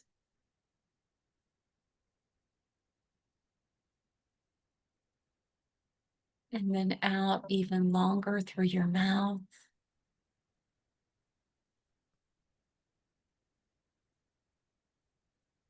In through your nose. And out even longer through your mouth.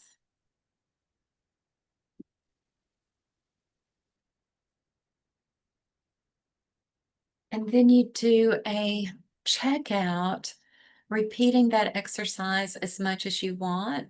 You do a checkout and then you close out session 2 or session 2. Yeah. Okay. So we're going to jump into session 3 now. I'm going to try to do this before our 11:30 break.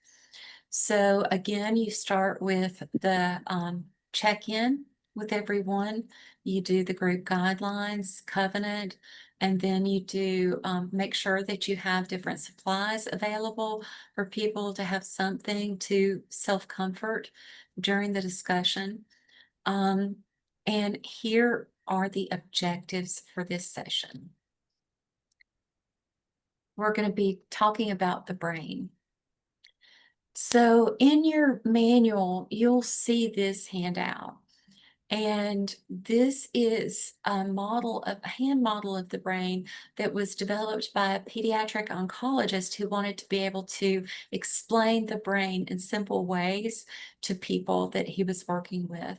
This was written for children, but it's awakening as an adult to see this. So if you want to be interactive and hold up your hand, I invite you to do that. And just rub the palm of your hand down to your wrist. In the hand model of the brain, this represents the primitive brain. This is where all of your automatic functions are happening. So right now, your heart is beating, you're breathing. If you're hot, you get sweaty. If you're cold, you may get goosebumps. If you need to sneeze, you sneeze. Sometimes we get other effects from our bodies. When our body needs to do something, we do it. And so all of those automatic functions of the body happen in the primitive part of the brain. The thumb in this model represents the midbrain, and this is where all of our emotions and our memory are held. It's also the part of the brain that controls the fight, flight, freeze, fawn mechanism. So in this part of our brain, all of our stored memories, all of the emotions that we felt, this is all there. Sometimes I think about people who may have suffered from traumatic brain injury or a stroke, and then afterwards they don't seem to be, maybe they don't remember as much about their lives. Maybe their emotions have changed dramatically. It might be because the brain has been affected in this part of the brain. The front fingers And the four fingers represent the prefrontal cortex of the brain. And in this portion of the brain, this is where all of our rational thinking takes place, our self-control, being able to problem solve. But I also learned recently that it is where the hate circuit of the brain resides. Empathy is in this part of the brain. And hold on just a second, I messed up when I said that. Not the hate circuit of the brain, where empathy resides.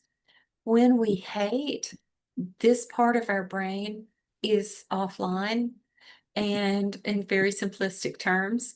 And so get we lose our when we lose our sense of empathy, we don't any longer see a person as a human being, a fellow human being.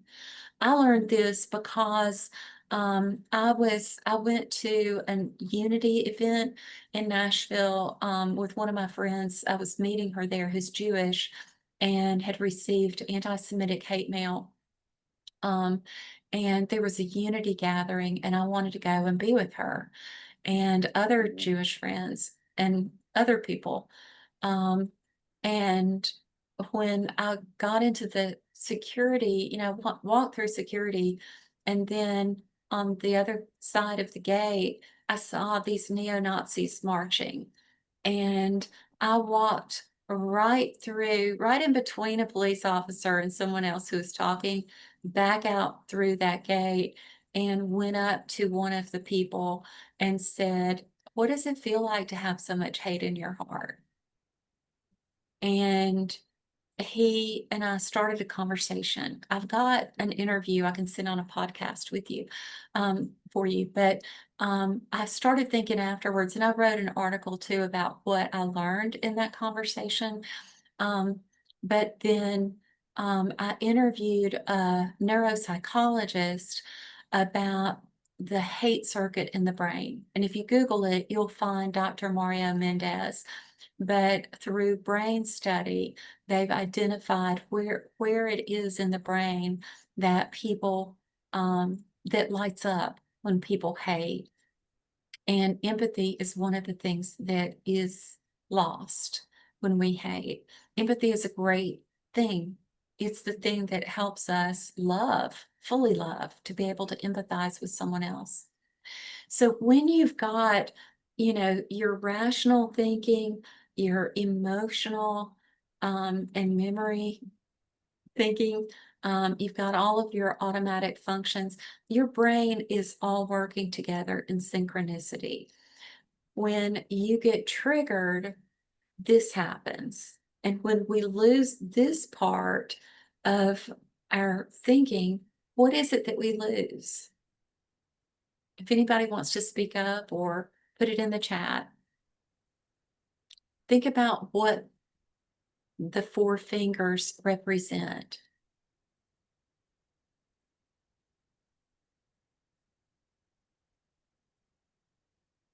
Okay, I'm just going to say it for sake of time. We lose all of our problem solving. We lose our rational thinking. We are not able to fully process what is happening around us. So in the book, it calls this flipping the lid in this example, because you're holding your hand together like this, and then you do that. And so again, written for children, but you're flipping your lid, which now is kind of an old expression, but it is where we lose the ability to really control and rationally think and emotionally process all at the same time. What's happening physically is that the sympathetic nervous system is in overdrive, and what we need is the parasympathetic nervous system to help us calm. So again, the self-soothing exercises that you learn in this course are really critical in making sure that you remind people each week, okay, practice these through the week. Practice these through the week. In a faith-based environment, one thing that I've started is, I call it breath prayer, which is breath prayer's thing. Early Christians were wondering how to pray without ceasing, which is in the scriptures. And so they started rhythmically praying while they were breathing on the in-breath and the out-breath.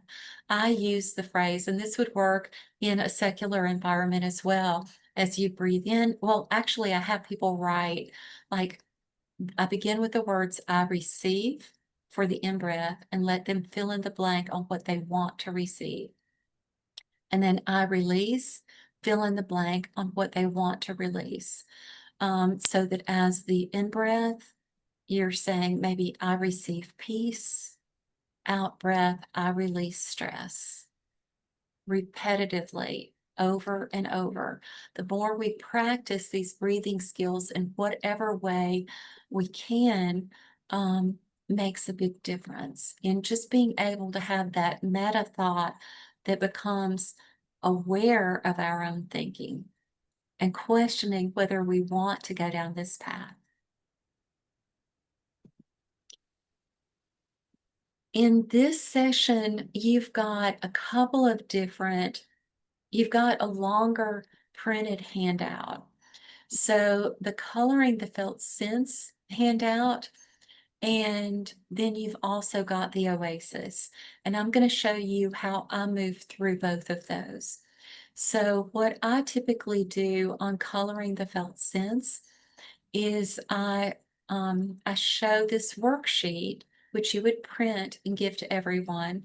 If you just have a black and white printer, grayscale printer, you can see people can then use different marks if you don't have colored pencils as well in the group, to be able to identify where is it that I feel different emotions in my body. When I feel hurt, where do I feel it? For myself, it's always been in my stomach. You know, sometimes I'll feel different things in my chest, but this also helps people be able to come back into understanding their bodies and how their mind is working within their body. Typically, I will hand these out and I turn on relaxing music. During this, I just go to YouTube and type relaxing music, and there's a lot of great playlists. And, you know, I skip the ad first and then, you know, play it. And so people have that time to just reflect. And then once that activity is finished, then we move into the Oasis exercise. And I don't know if y'all are turning in your manuals along with this, but I can show you, because some of you might not be. Let me stop sharing this and I'm going to show you in the manual what that page looks like.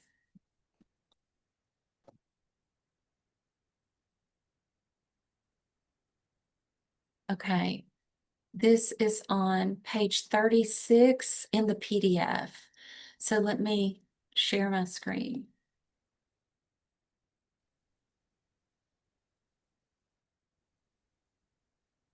Okay. So, oh, and something I didn't mention, and that was in that slide, is that if a person, while they are considering their emotions, begins to feel uncomfortable in that place, invite them to place one hand over that place and the other hand on a neutral part of the body where they don't feel as much stress. Reminding them to do the deep breathing throughout the session, that activity, and paying attention to their body, giving care to their body.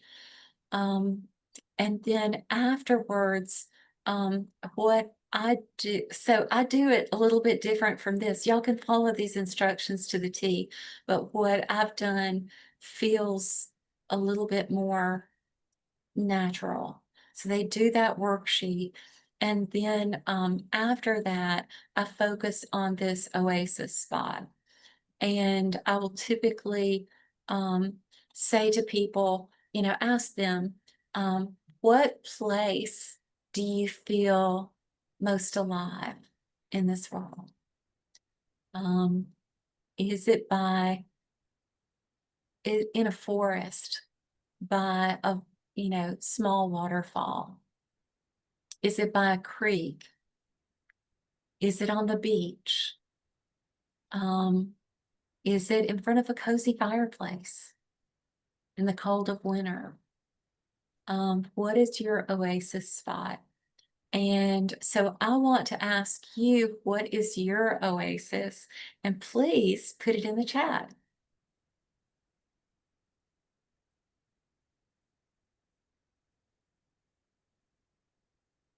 Or if you need to speak instead of chat, that's fine too.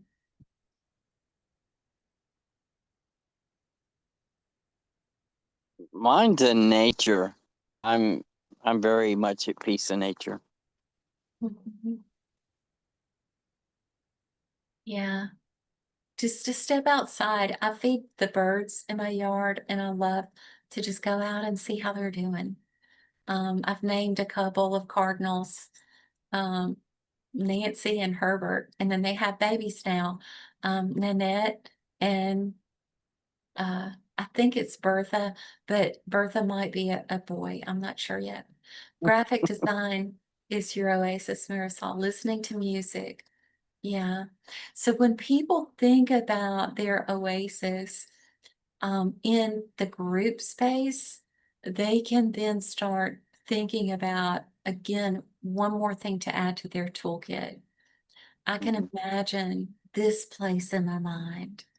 I can listen to the music, maybe music with sounds like waves or ocean or a breeze, and come back to it. Yeah, yeah, helps to bring your mind to a complete stop. Stephen, when I was a kid, I spent a lot of time at a place called Savage River Dam. That's his oasis. Yes. My cat's curled up next to me. So, I'm going to stop sharing this. And actually, we've got a few minutes. So let me go ahead. I'm going to pull up some relaxing music and invite you to go to your oasis. Let me get through the commercial. Guess I could pay for YouTube, but I don't want to do that. Okay. So I invite you to reflect on your oasis. If you feel comfortable closing your eyes, you can do so.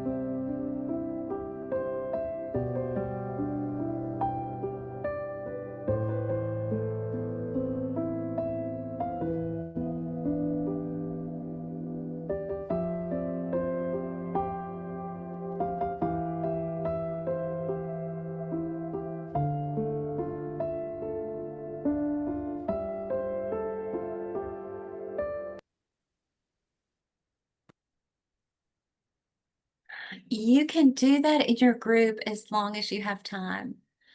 The felt sense worksheet is really powerful.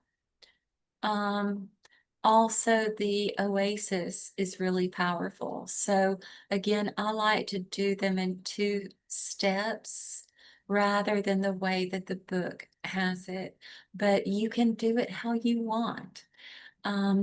before we go to break, I want to see if there are questions on any of the 3 sessions that we have covered so far. Or comments, anything. And you can add it to the chat or speak.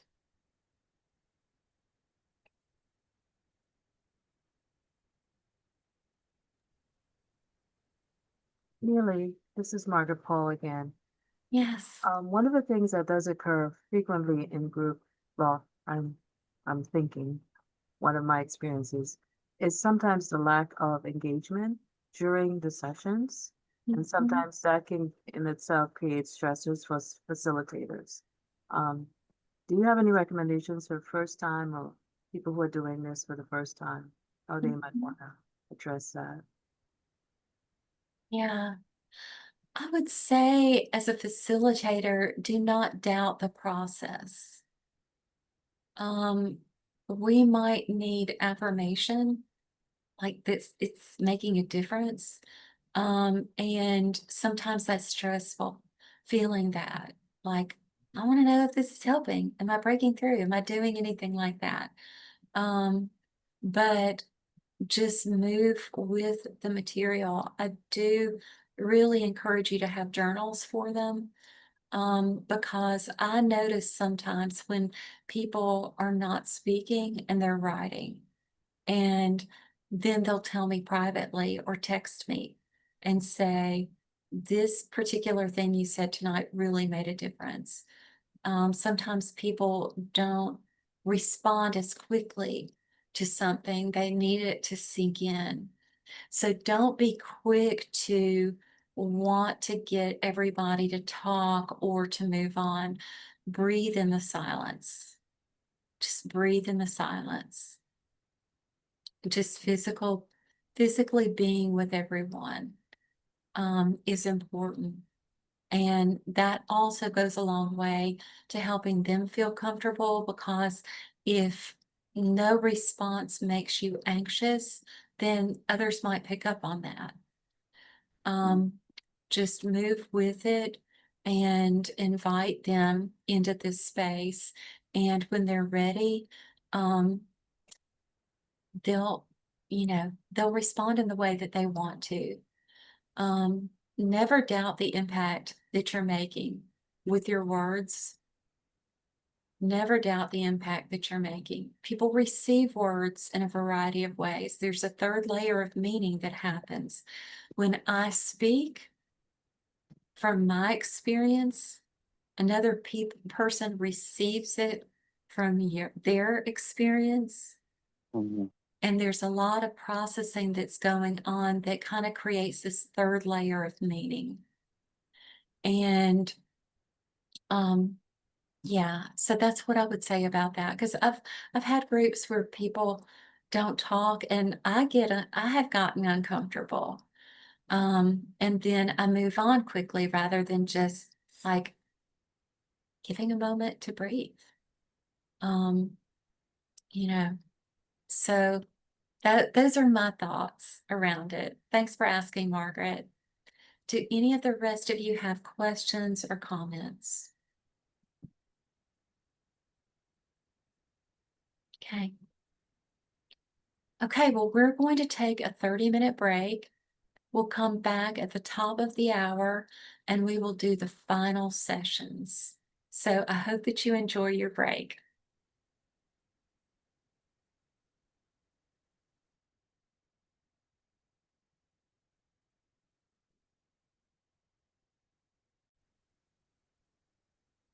So we think about how humanity's evolved over all of these ages and how we are still surviving today.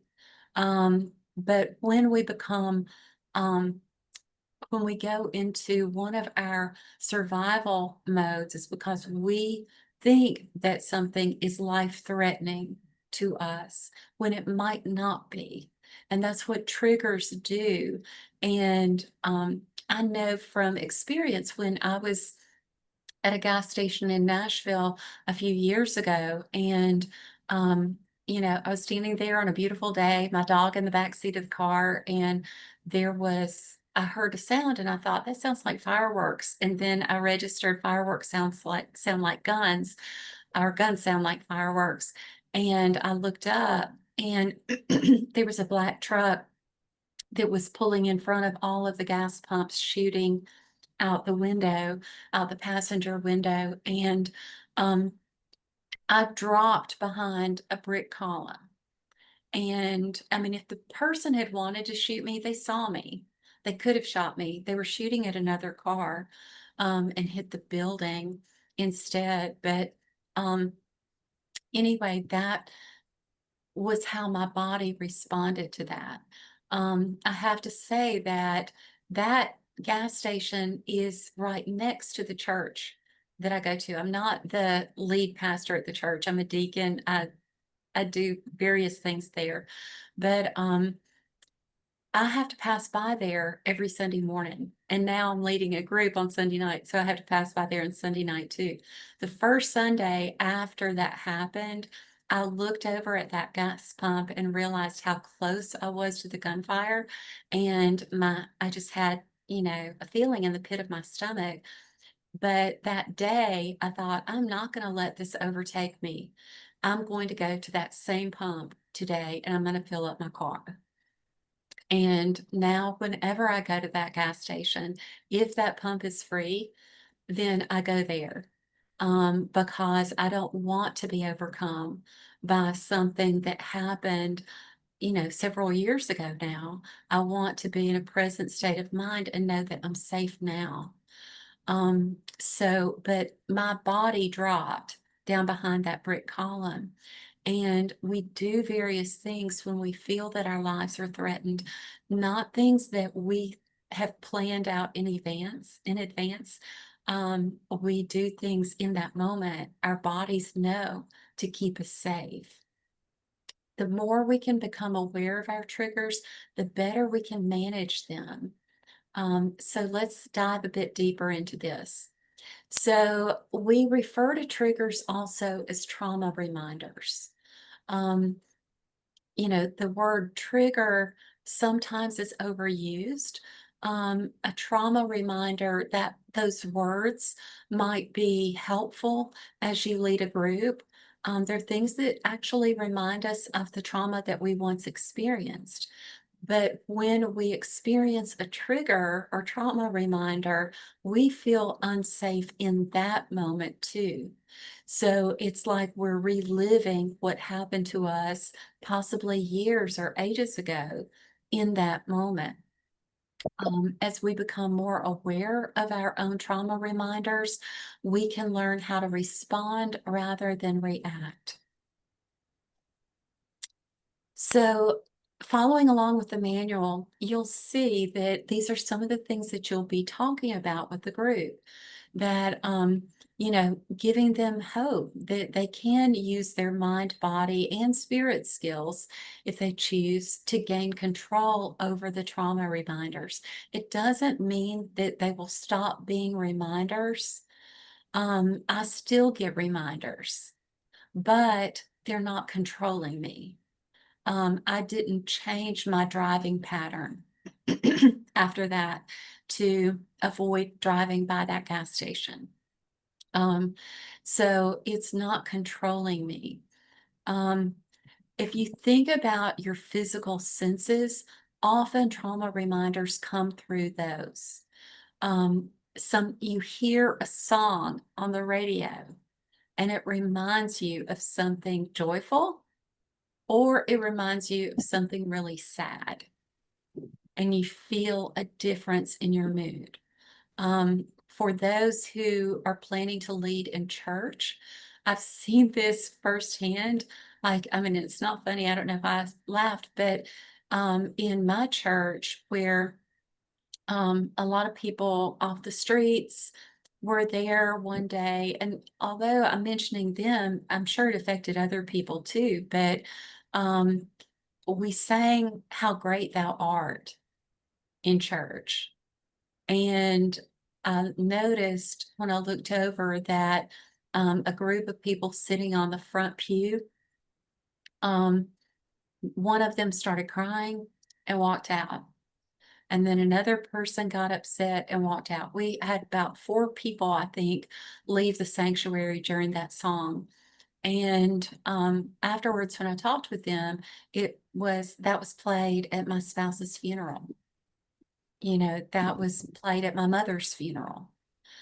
So we have to be aware too. And I think as a pastor, when I do preach, I like to look at the physical expressions of people. When I'm not leading church, but I'm in a group, look at the body language, because sometimes you can tell when someone averts their eyes or starts looking down or off into the distance. They're deep in thought.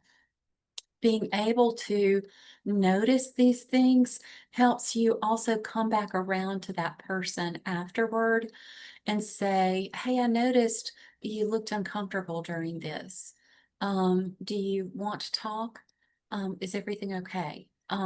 Just giving them the space and acknowledging what they seemed to you to have felt. Certain sounds like, you know, a siren, you know, a dog barking, different things like that can also be very triggering to people who've have associations with those sounds. But trauma reminders can also be dates on the calendar. Sometimes we don't even recognize that a date is let's see, Colleen, I see your note, Voice of the Martyrs. Can you say more about that? Yeah, I had heard a podcast from them. It's not too long ago, and I thought that they had mentioned, the program Triumph good. Over Trauma. I thought. Good. Well, I've had close to 500 people register for these online trainings. And unfortunately, I don't hear back from so many of them after they've attended, which I love to hear feedback. I love to hear feedback. I mean, remember, y'all, like I'm doing this for free because I care about it. I care about the world. I care about people getting help. And I believe that there's helpers in the world who can help if they're equipped. So please, when you leave this space, if you do anything with this, please let me know. Thanks for mentioning that, Colleen. Yeah, I love that program, and yeah, I was really perked up and really happy to hear that myself too. Thank you, Neely. Good, good. Yeah, another podcast gave us a shout out this last episode, and it is Stars of the Golden Age. It's a movie star podcast, and I started listening to it, and the person who leads it talks about the experiences of childhood of some of the most famous movie stars of the Golden Age. And so I wrote to her and told her about the program, and she just gave it a shout out as well. So those things matter too. But when we think about trauma reminders as anniversaries, probably some of the most poignant trauma reminders are coming up with the holidays. Thanksgiving. Maybe a person isn't at the table this year that was there before. The comparison between what was and what is can really hurt us. I think that memory is a beautiful thing, but memory is something that we need to accept with gratitude and not always compare what is to what was, if what was meaningful to you. Thanksgiving or Christmas is another time of year where people really feel that ache of not having the people around that they once had with them in their lives. So if any of you start this up over the holidays, I think it would be great. I created a variation of this called Healing Through the Holidays. This year, I'm doing the group online that starts next Tuesday at noon and then goes through November 25th. So it kind of gets ahead of the holidays. But I think it's a great time to do this. And also consider, if you're not going to start a whole 7-session program, consider doing a workshop, putting together a workshop with many of these materials, giving space to people. Some religious groups do a Blue Christmas service where it acknowledges that not everybody feels happy and jolly. It acknowledges it, and in acknowledging it, people feel like, okay, I'm not alone. I'm not alone. There's other people who are having trouble through the holidays as I do. But in addition to holidays, they can be anniversaries, anniversaries of death, anniversaries of marriage, all kinds of different dates where subconsciously we remember. We remember. And this past May, I started feeling low, and there was no external thing that I thought should make me feel low. And then I looked at my calendar and I was like, oh, today's mom's birthday. And, she's not around anymore. So it affects our moods because, again, our bodies remember. Our bodies remember.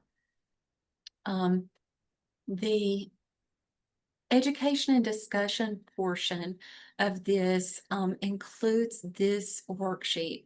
So I want to invite y'all to read as you have before, so that I can take a sip of water.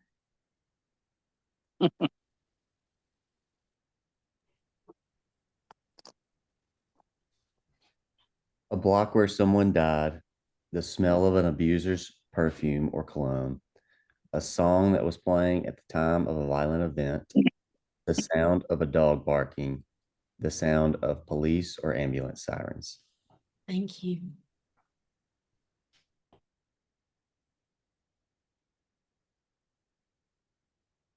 Anyone else? Unexpected loud noises, such as a car backfiring, the anniversary of a son's death, Christmas without my kids, and someone who looks like or sounds like someone who abused me. Mhm. Okay, and that's it for that. So, someone who looks like or sounds like someone you've had a bad experience with. Do y'all ever find that you are like subconsciously judging a person that you don't even know, but there's something about them that makes you uneasy? Sometimes I think that it's because we need to pay attention to, like, okay, I don't feel safe around this person, and we need to pay attention to that. Sometimes if we explore deeper, it might be because they remind you of somebody else you've had a really bad experience with. Um, what would you like to add to this list?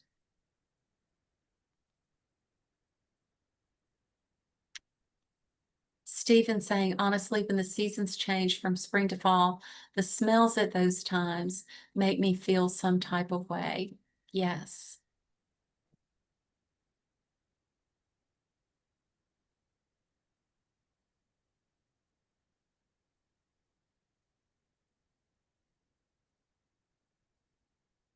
When you lead this, people might start sharing. When you ask them what they would like to add to the list, they might start sharing exactly what they feel, just as Stephen did.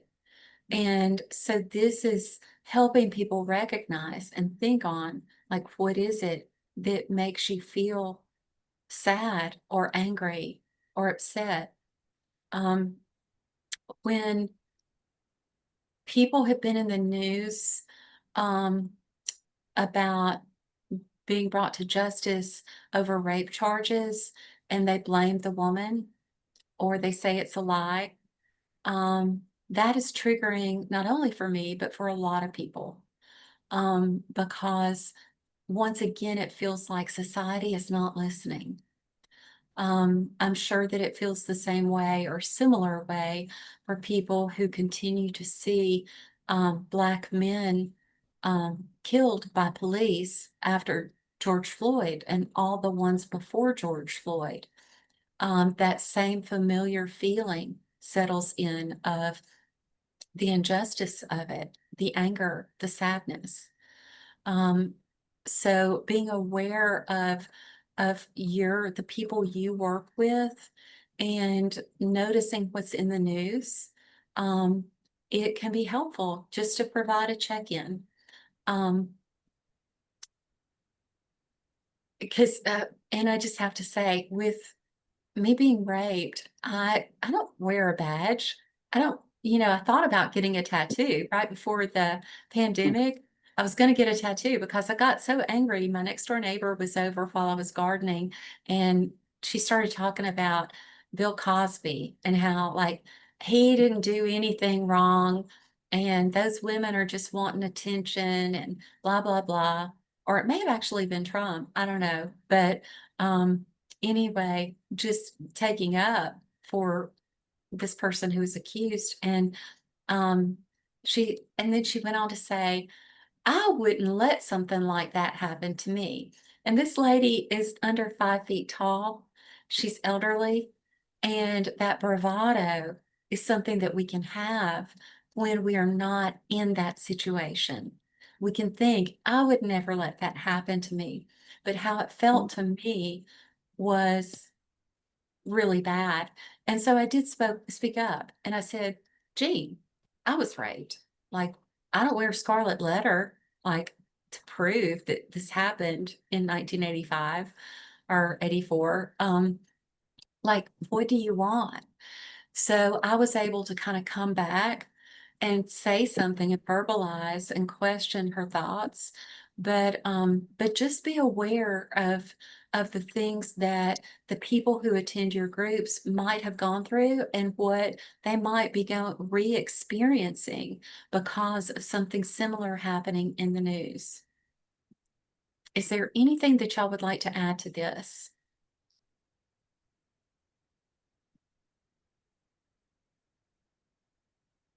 Okay, we're going to move on. So in this part, what you do is you give the worksheet where people then have a chance to self-reflect on their triggers. So they can write, they can draw, they can do whatever they want to express these different triggers. And just giving them that space. Again, I love to play soothing music while people are doing this, reminding them of their breath work. And then after those 5 minutes or so have passed, I just like to notice when people are finished writing. Then we do a debrief. What was that like for you? Simply, was it difficult or easy to identify your trauma reminders and get some discussion going at that point? People might feel a sense of sadness or anger even thinking about the trigger or the trauma reminder. And so then we move into the self-soothing session to close. And this one, and I'm not going to go through this. I don't know, Marisol, if you have your book open and want to. Yeah, I have a question. Okay. Like on the handouts, do you distribute the handouts in the moment as you're coming along on your handbook, or do you do a packet and then no? I like to hand it out in the moment Okay. because I think people will be thinking ahead. Mhm. And, if they've got their journals, I'd rather guide them through the process than having them sit there reading everything while we're talking. Okay, perfect. But that's just personal preference. Yeah. So, but there is a body scan activity that I'm not going to lead y'all through. This is just a graphic that I found online, and thank you, Marisol, for You're putting welcome. that there. And with this, in every one of the self-soothing exercises, you have scripts. So you guide people through the scripts. I vary through the scripts, I use them and then I might add something else, like for Oasis, when we're going through that, I might be saying to people, what do you see in your mind's eye? What do you smell? What are you feeling? Is it the sand of the beach? Is it the grass on the soft grass on the ground? So you can be creative with that. After we do that, then we do the checkout. Level of stress, 1 to 10. How are you feeling? If people have had their number go up, then you can say, let's all practice a little bit more deep breathing before we head out, or whatever the exercise is. Let's give a little bit more time and space. And you can always then meet with the person afterwards.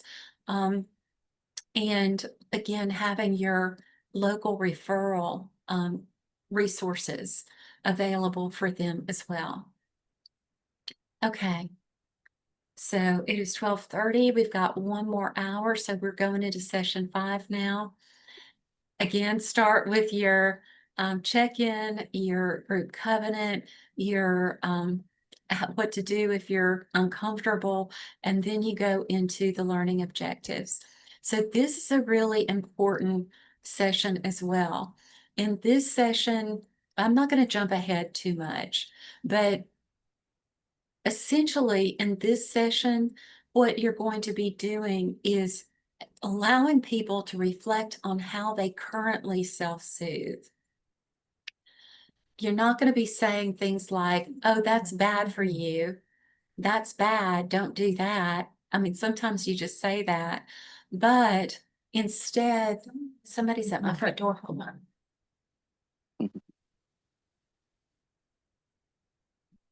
It was a package and I've got porch thieves. I'll be right back.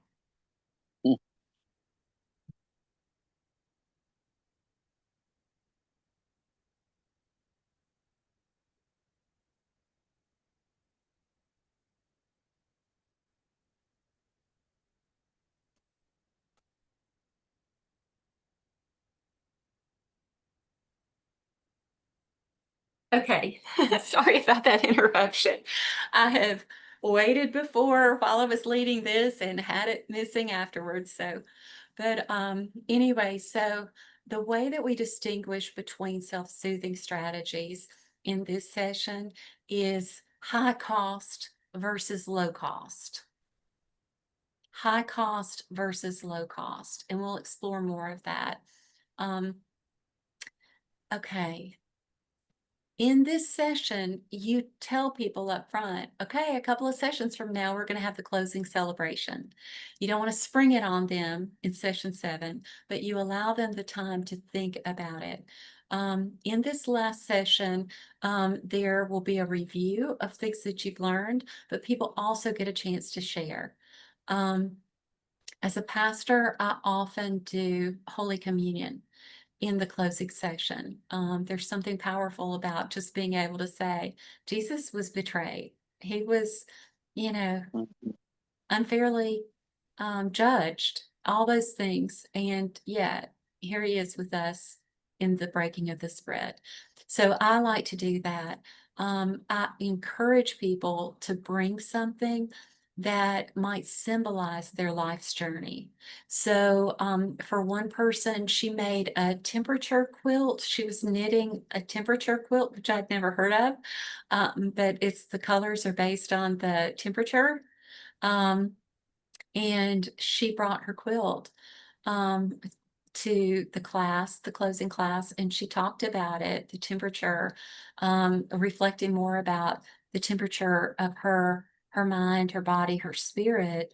And then she showed all of the nubby parts on the back side of it.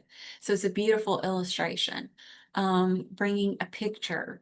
If people wanted to play a song, in the last one, where they feel like this song reflects my life, they can do that. So a lot of creative expression. Just give them a heads up about that.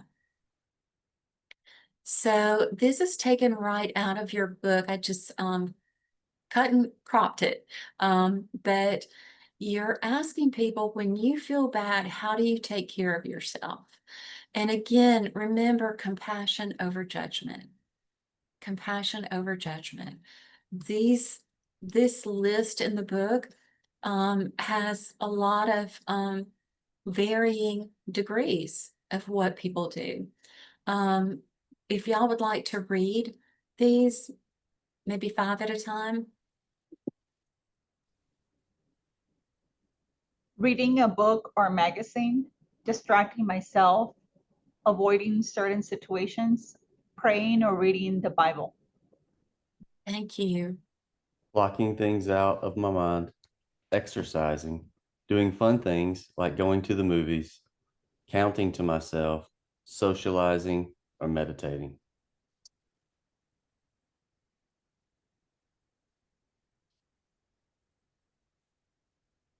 Smoking? Smoking a cigarette. Oh, I'm sorry. You go ahead. Oh, okay. Smoking a cigarette, using drugs or alcohol, fantasizing, talking to someone who is Is calming. is calming, sorry. Taking a bath. And listening to me. Listening. Oh, Sorry. you Do do you want me to it. go ahead? You go ahead. No, you do it. Listening to music, keeping busy, taking medicine, yelling and letting it all out, and eating, watching videos or gaming. Yeah. So you see in this a lot of different activities that we know human beings do. There's also something, I think, in the next page where it talks about having sex. And for people who have been traumatized, maybe they become more reckless in their sexual behavior. And but again, as a facilitator, compassion over judgment. So you give them a chance to reflect on these various things, see themselves within them, and then you go. And then you start moving into what costs are associated with these things. And this is where it's high cost, as in it might feel good now, but you're going to pay later. You'll pay with regret. You might pay with damaged relationships. You might pay out of your wallet and not have money to take care of the things that you need. So they feel good in the moment, but then later you're going to be paying a lot more for them than they were worth. So does anyone want to read these?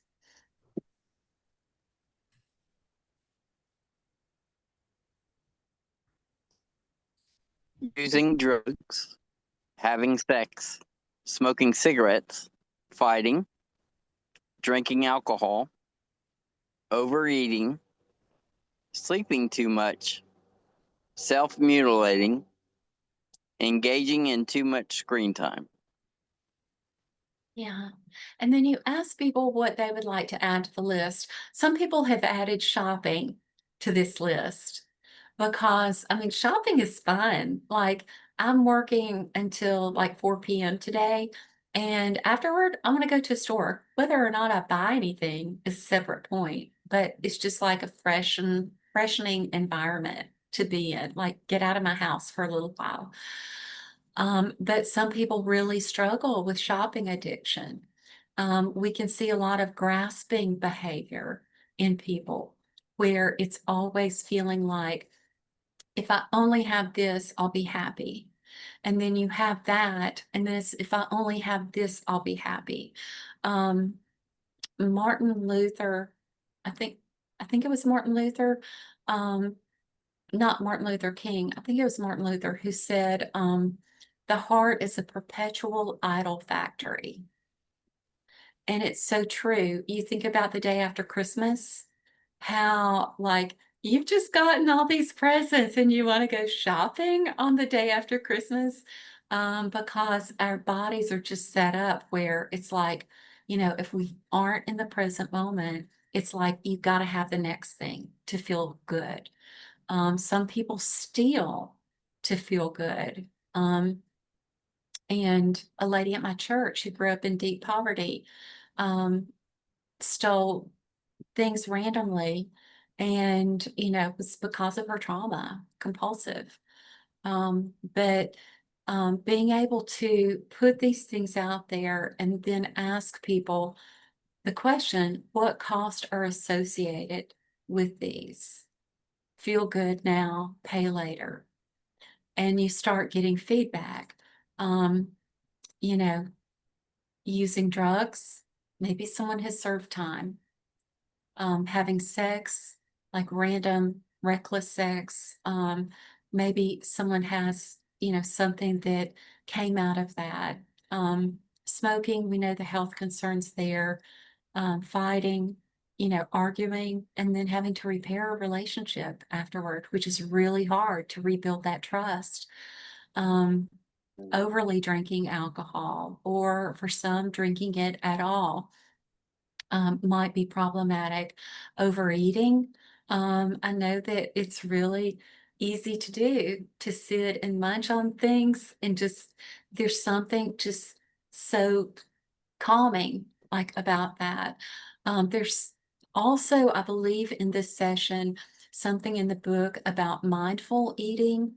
And that is where it's another self-soothing strategy, where instead of like eating a whole bag of chips, you put one chip in your mouth and just savor the flavor and notice what it feels like in your mouth, what it tastes like, what it smells like, and just mindful eating.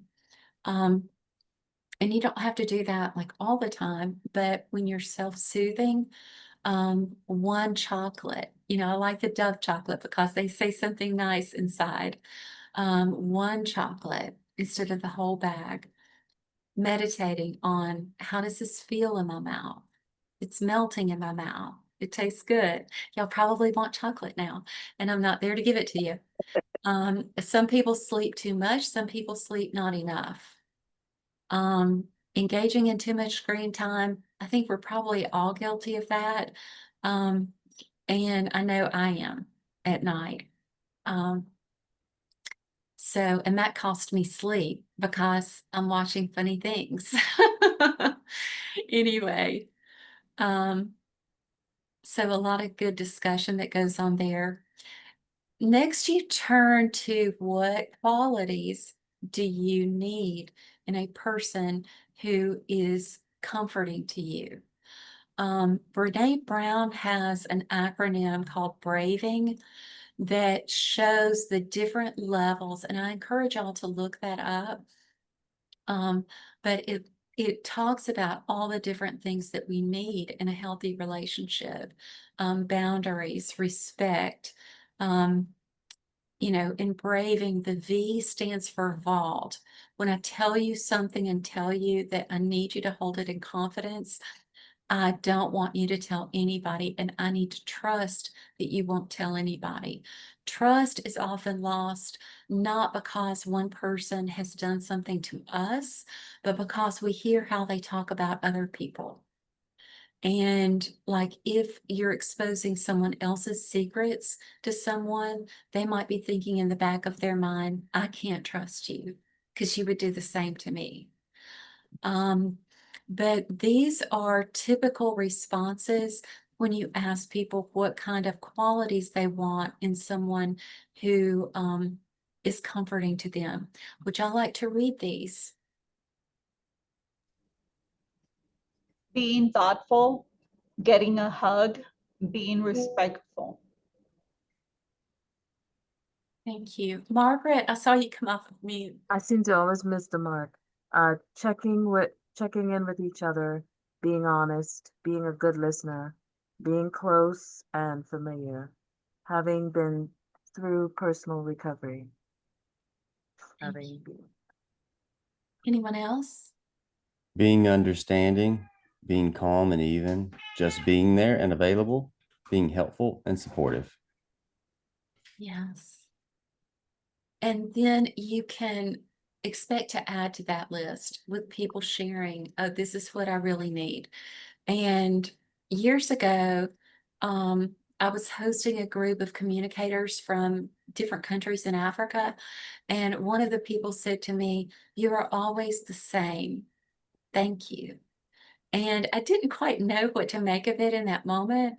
But then later I realized, oh, yeah, I'm not like unpredictable. I think, the unpredictability in certain people can be very jarring, where you don't know who they're going to be each time you meet them. Are they going to be angry at you about something they think you did and you didn't do? Or, those things can make life really uncertain. But just having someone who's calm and even, someone who can listen and not then immediately try to fix, which I'm bad about doing that because I love to help. But sometimes people just need you to listen and to empathize with you. I think AA groups are really successful because you're with people who are going through personal recovery. So you feel like, okay, I'm not alone. There's other people doing this with me too. And if I fall, there's going to be other people who have fallen before too. And I'm going to stick with it. What qualities do y'all need in someone who comforts you? And I want to thank you, Nathaniel, for adding the braving. Thank you so much. What qualities do you need in someone who helps you feel calm and comforted?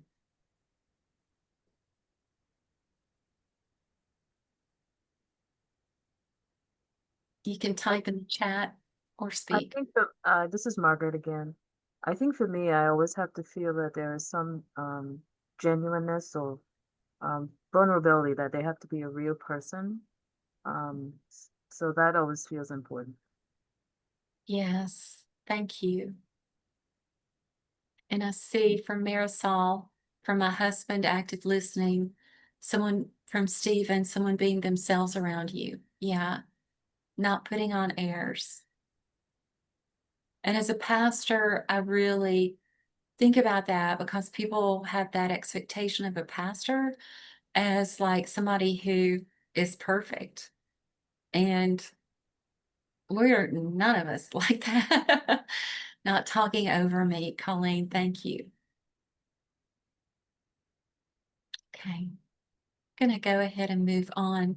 So in the education and discussion part, continuing on, people perform a self-assessment. Again, I like to use the music, but some of the questions that they will be considering is how many of their comforting strategies require that somebody else be with them, because we know that sometimes we're alone. How many of the self-soothing strategies cost money? How many are self-generating? Like, can you use your creativity to feel better? And to think, oh, okay, I'm gonna get out and, like, for myself, I'm gonna get out and go to Marshall's after this, or maybe a thrift store. So self-creativity, like in your life, like, what can I do to add something? A lot of people are stuck and feel like, I don't have any friends. I'm just alone all the time. And you'll meet people like that. You might know people like that who isolate themselves and then almost feel like victims because they don't have friends. When if they took a step towards having friends, towards being a friend, they might find a relationship that really adds to their life. So, and asking them the question, do you want to expand your choice of comforting strategies?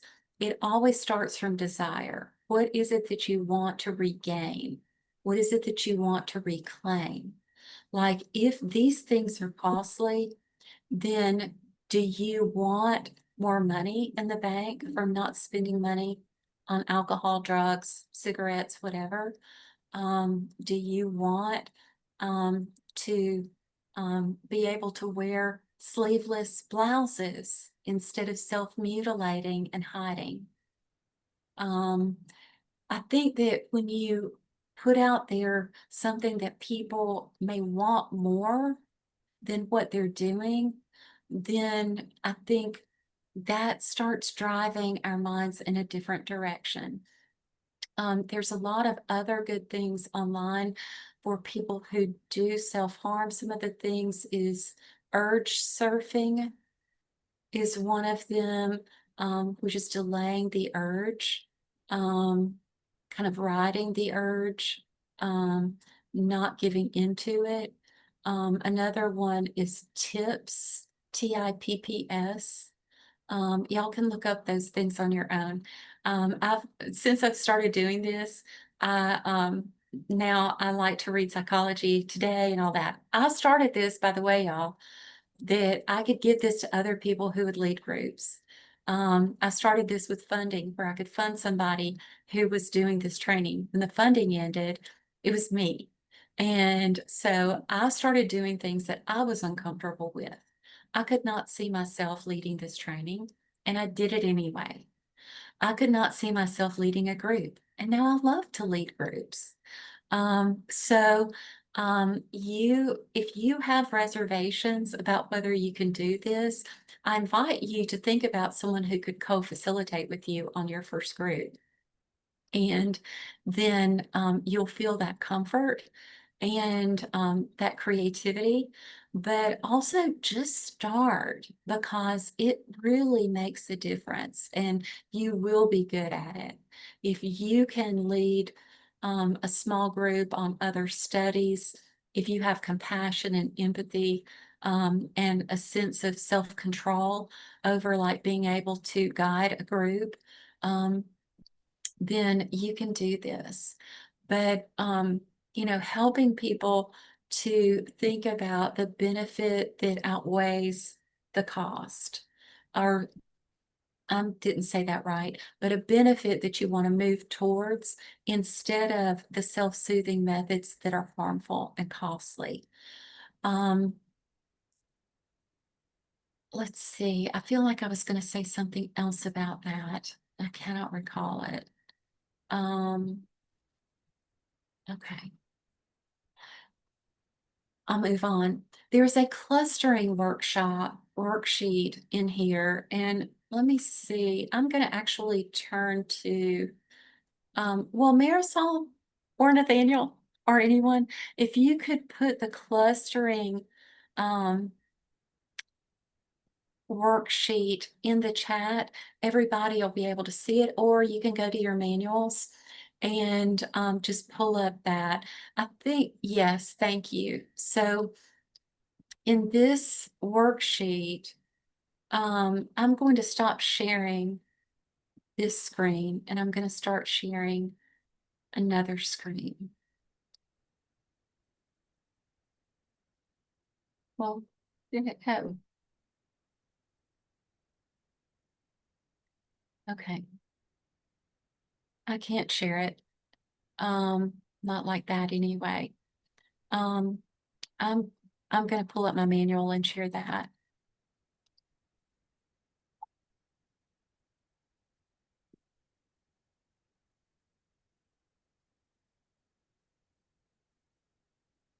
Okay. Coming. Okay, now I've got it.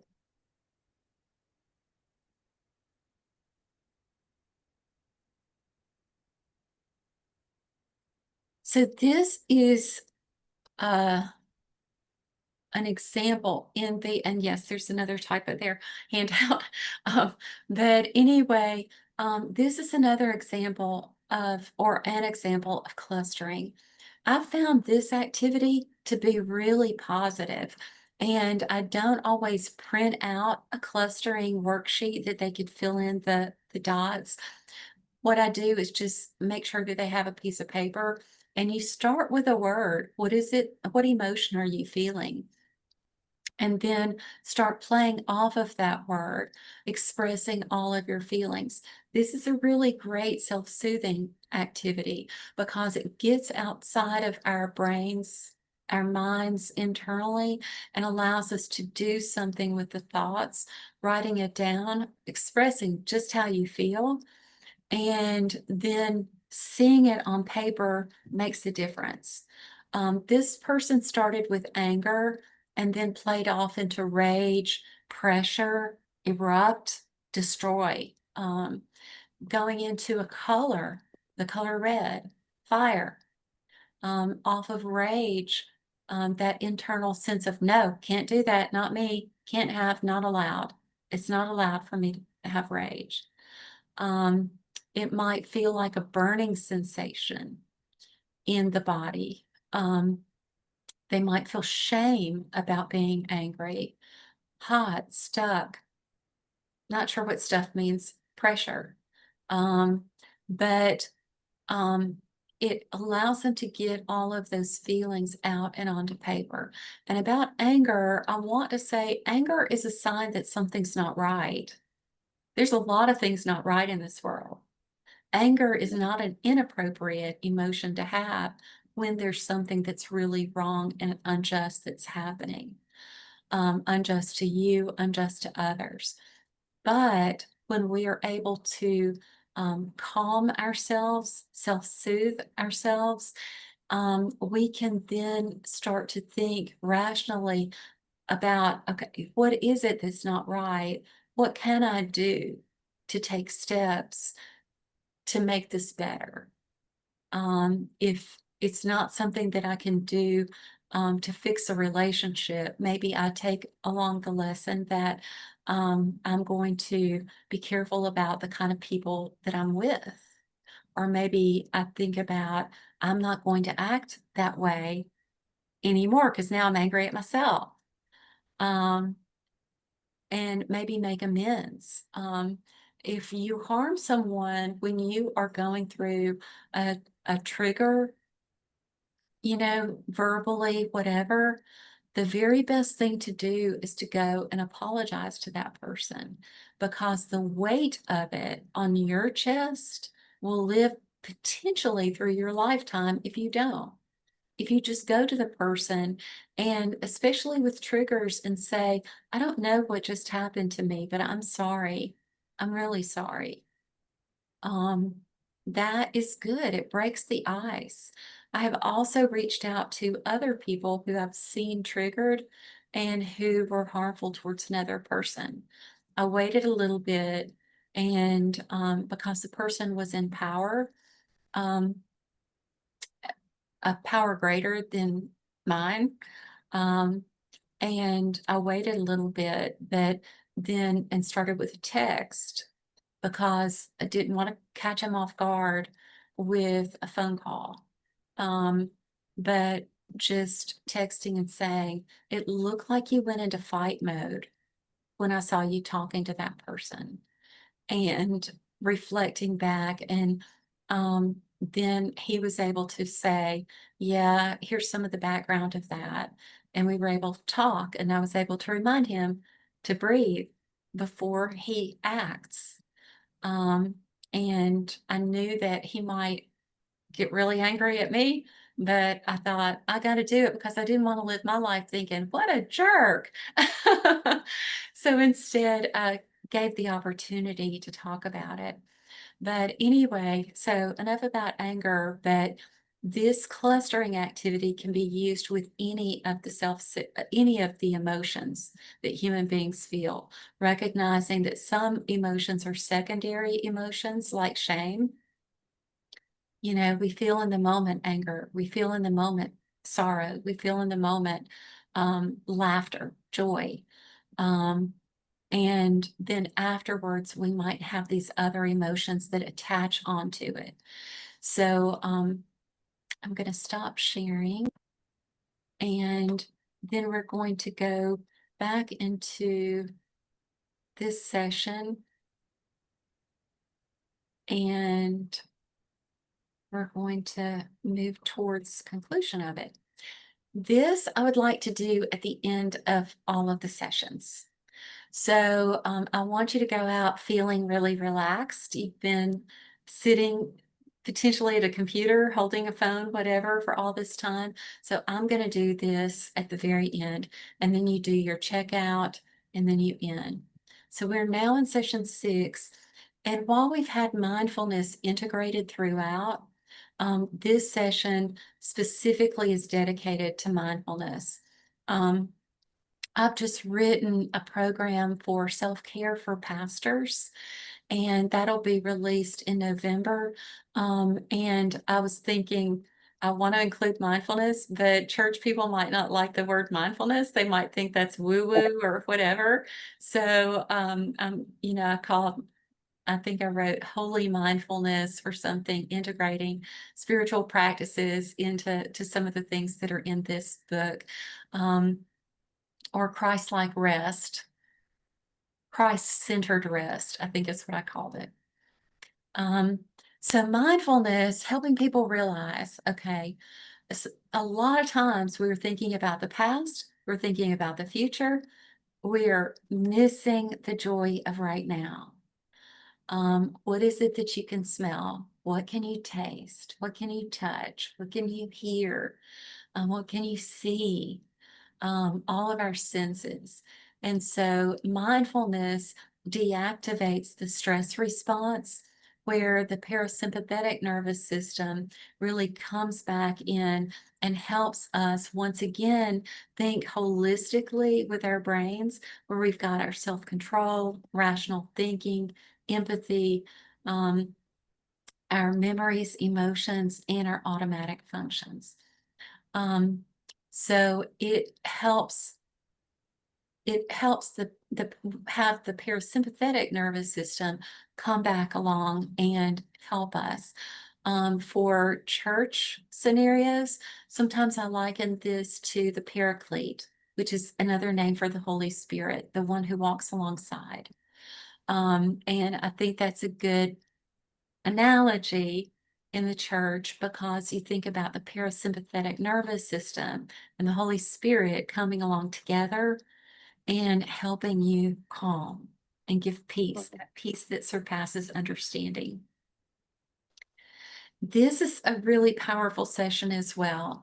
In this, you've got a handout that shows the emotional mind, the reasonable mind, and the wise mind. And with the emotional mind, think about when you're triggered and you are acting just solely on emotions.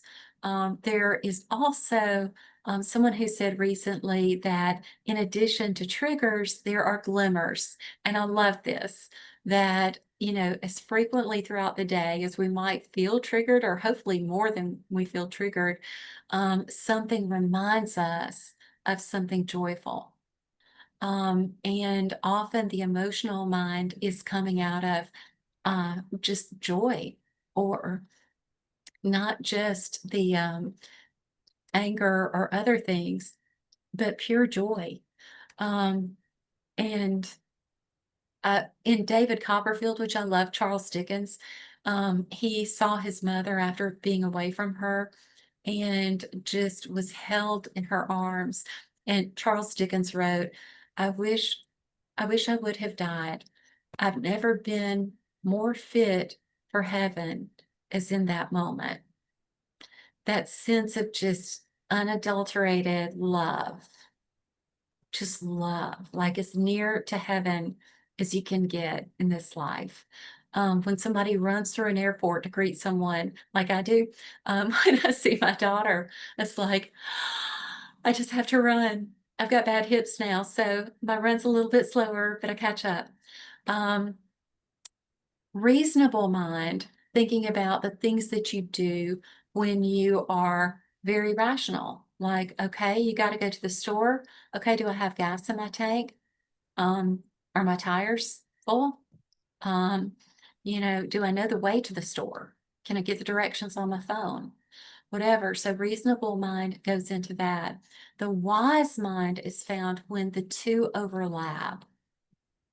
When the two overlap. So you've got your emotional thinking and your rational thinking working together.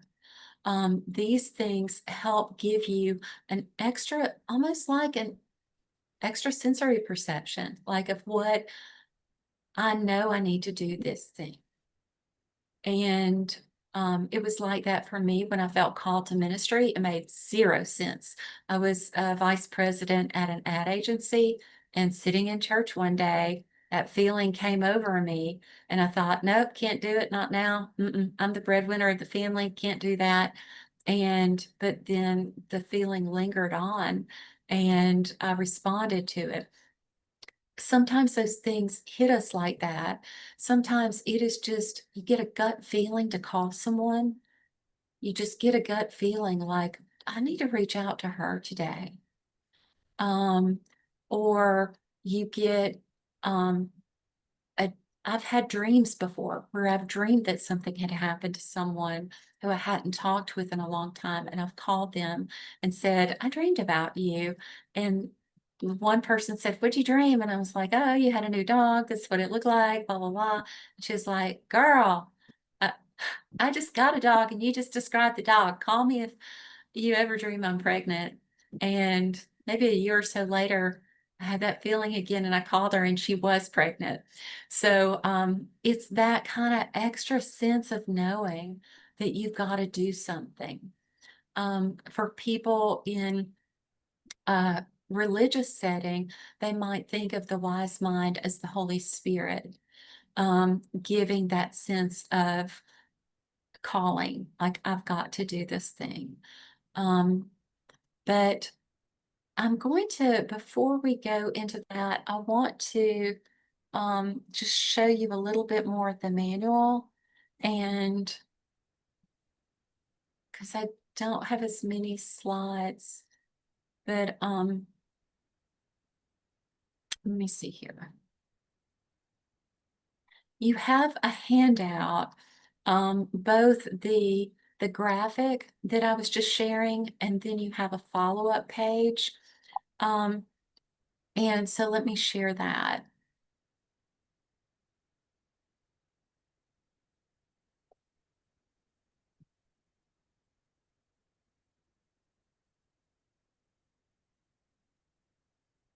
Lost y'all. Okay, I'm going to share this. And so when you're talking about this, you have time for self-reflection. And people write their own examples of emotional mind and rational mind, a reasonable mind. Also in the book, it talks about how you like, can you name times when emotion mind is not necessarily the best thing to have?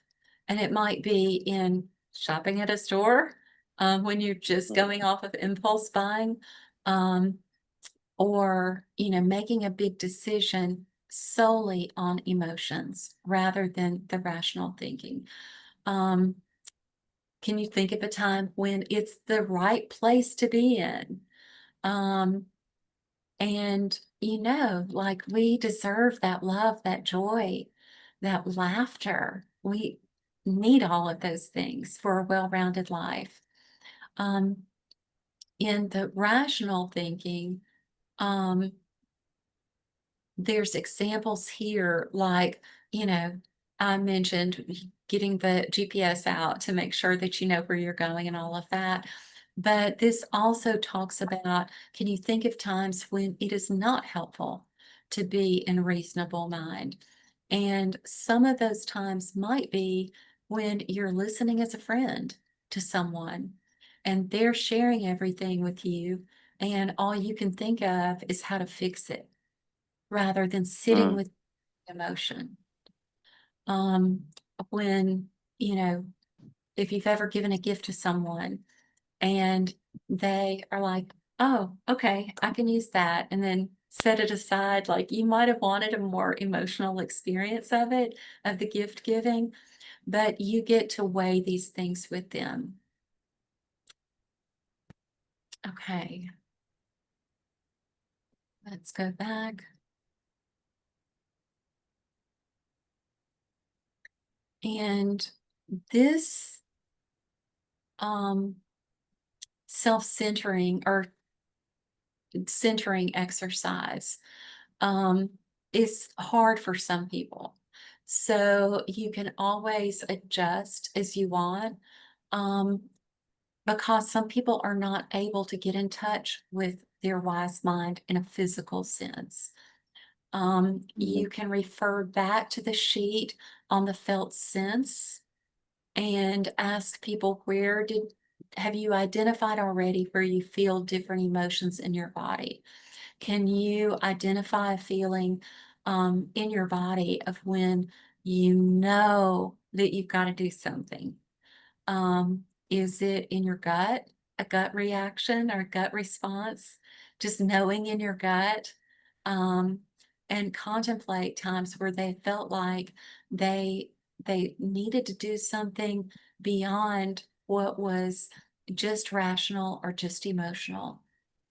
Following their breath, playing soothing music, and letting them contemplate, like, when in their life have they felt that kind of sense of knowing?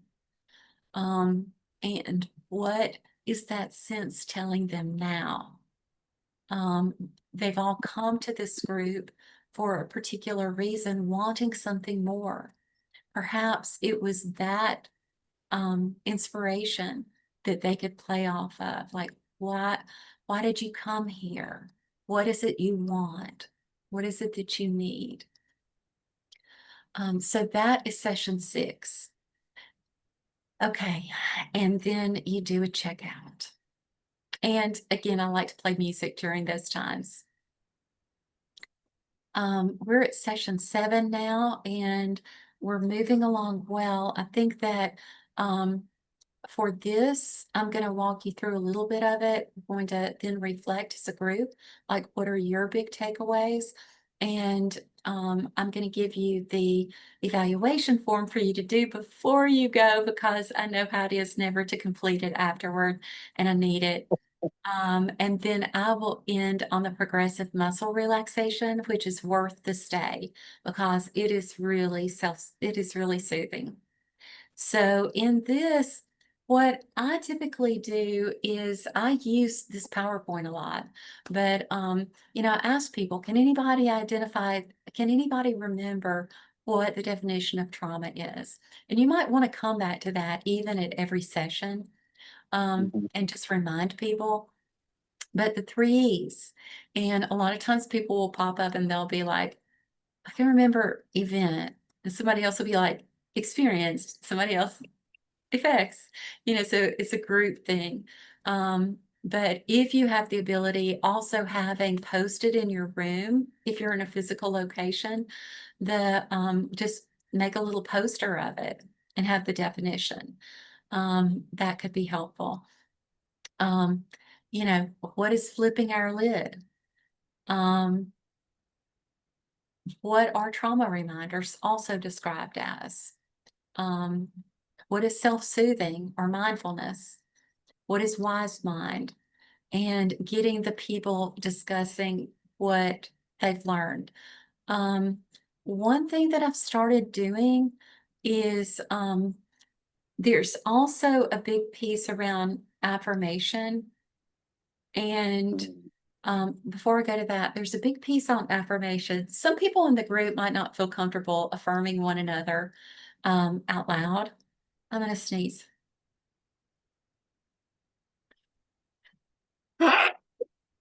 Excuse me. But Bless you. thanks. Some people might not feel comfortable affirming one another verbally. And so what I do, and it's a nice takeaway, I pass out paper and I tell each person to write their name at the top and write one positive characteristic they can identify about themselves. Then they pass their sheet to the next person. So then that next person writes one positive characteristic about that person. So that by the time everybody's sheets are passed around, everybody's got something to take home. And it is valuable. People appreciate that. A lot of people walk through this life without anybody affirming them.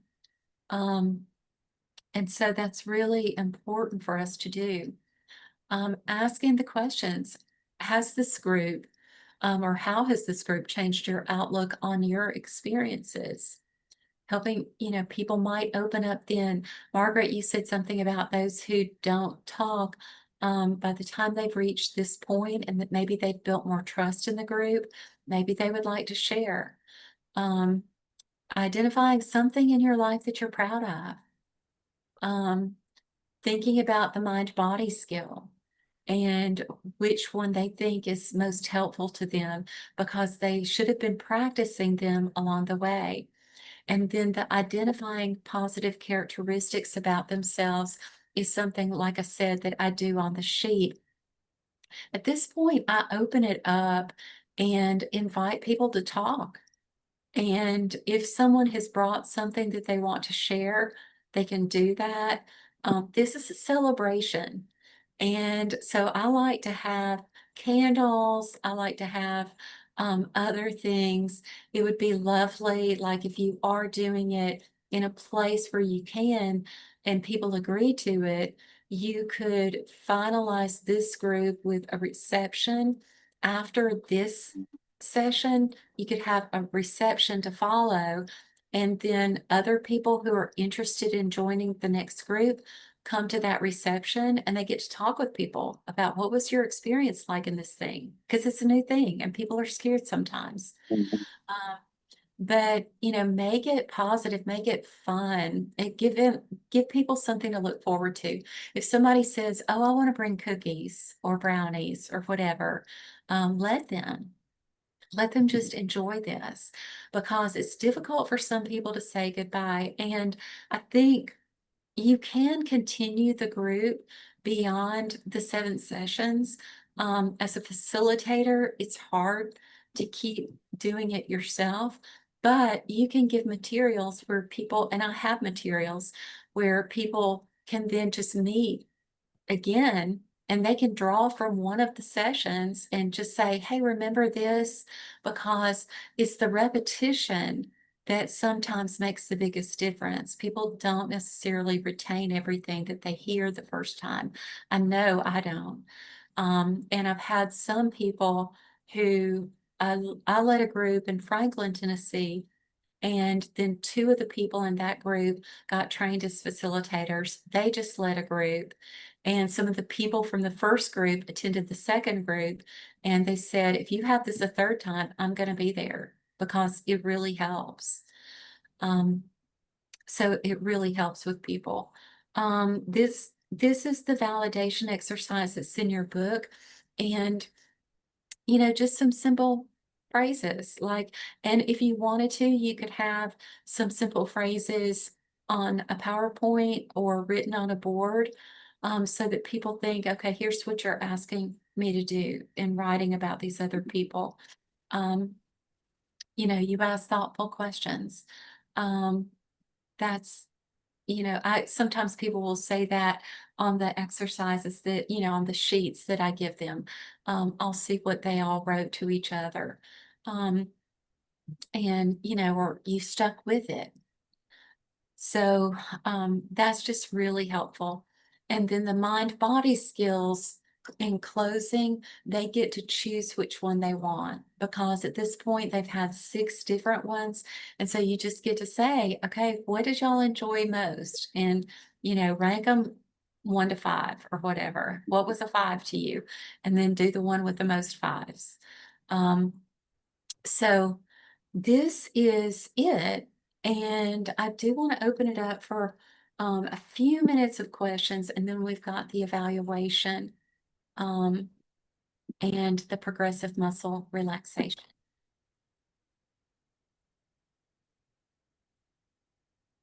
Thank you, Marisol, for contributing to the chat. Thank you. You're welcome.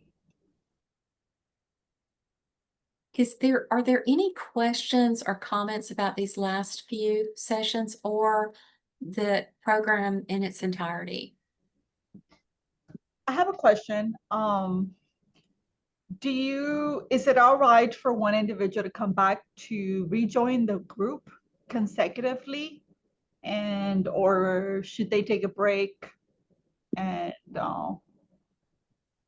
should you just allow them to keep on coming back? I do. Okay.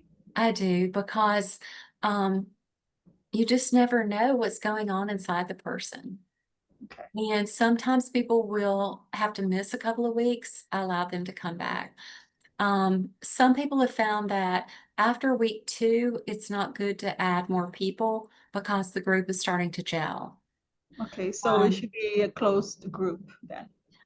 It's your decision and the group's decision. But you do really start to build trust in each other and get more comfortable in the environment. And sometimes having a new person come is a little awkward. Yeah.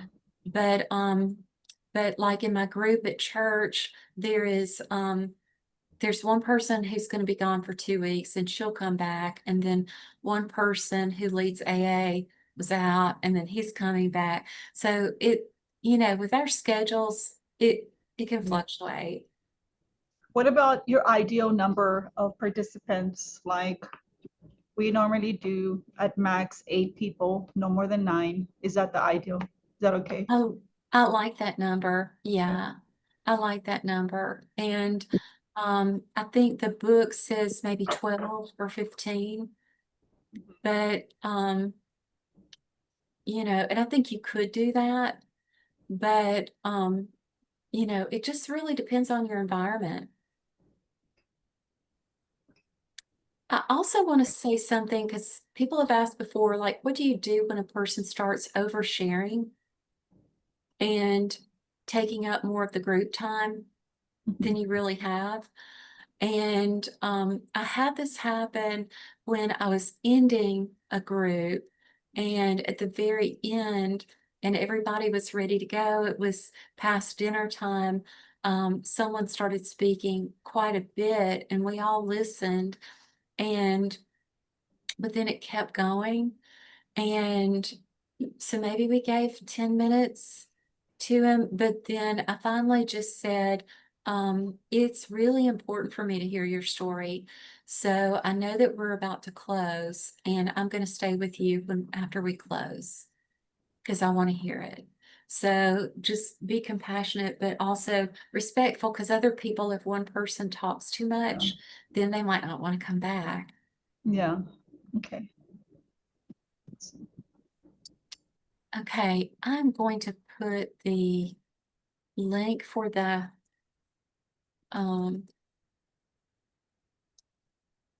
evaluation in here.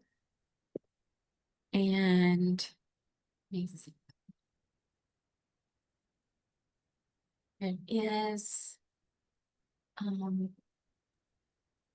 do we save the PDF and that's in the chat? And anybody, I'm using my phone. I don't know, maybe I need to pull I it up. can email it, Colleen. Okay, thank you. I'll do that. Thanks. You should see now in your chat, there's a Google form, and I'm just going to put on some nice music while you complete this. But just know this is really important for the success of this program, and I'm hoping to expand it next year. So, so please share your thoughts.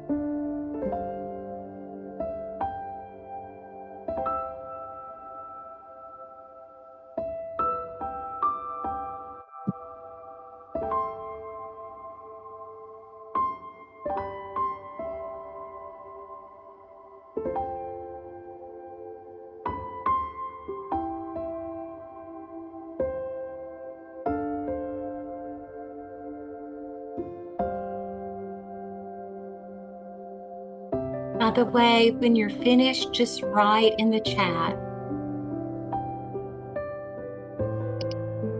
Can you email me that to mine, Neely? Sure.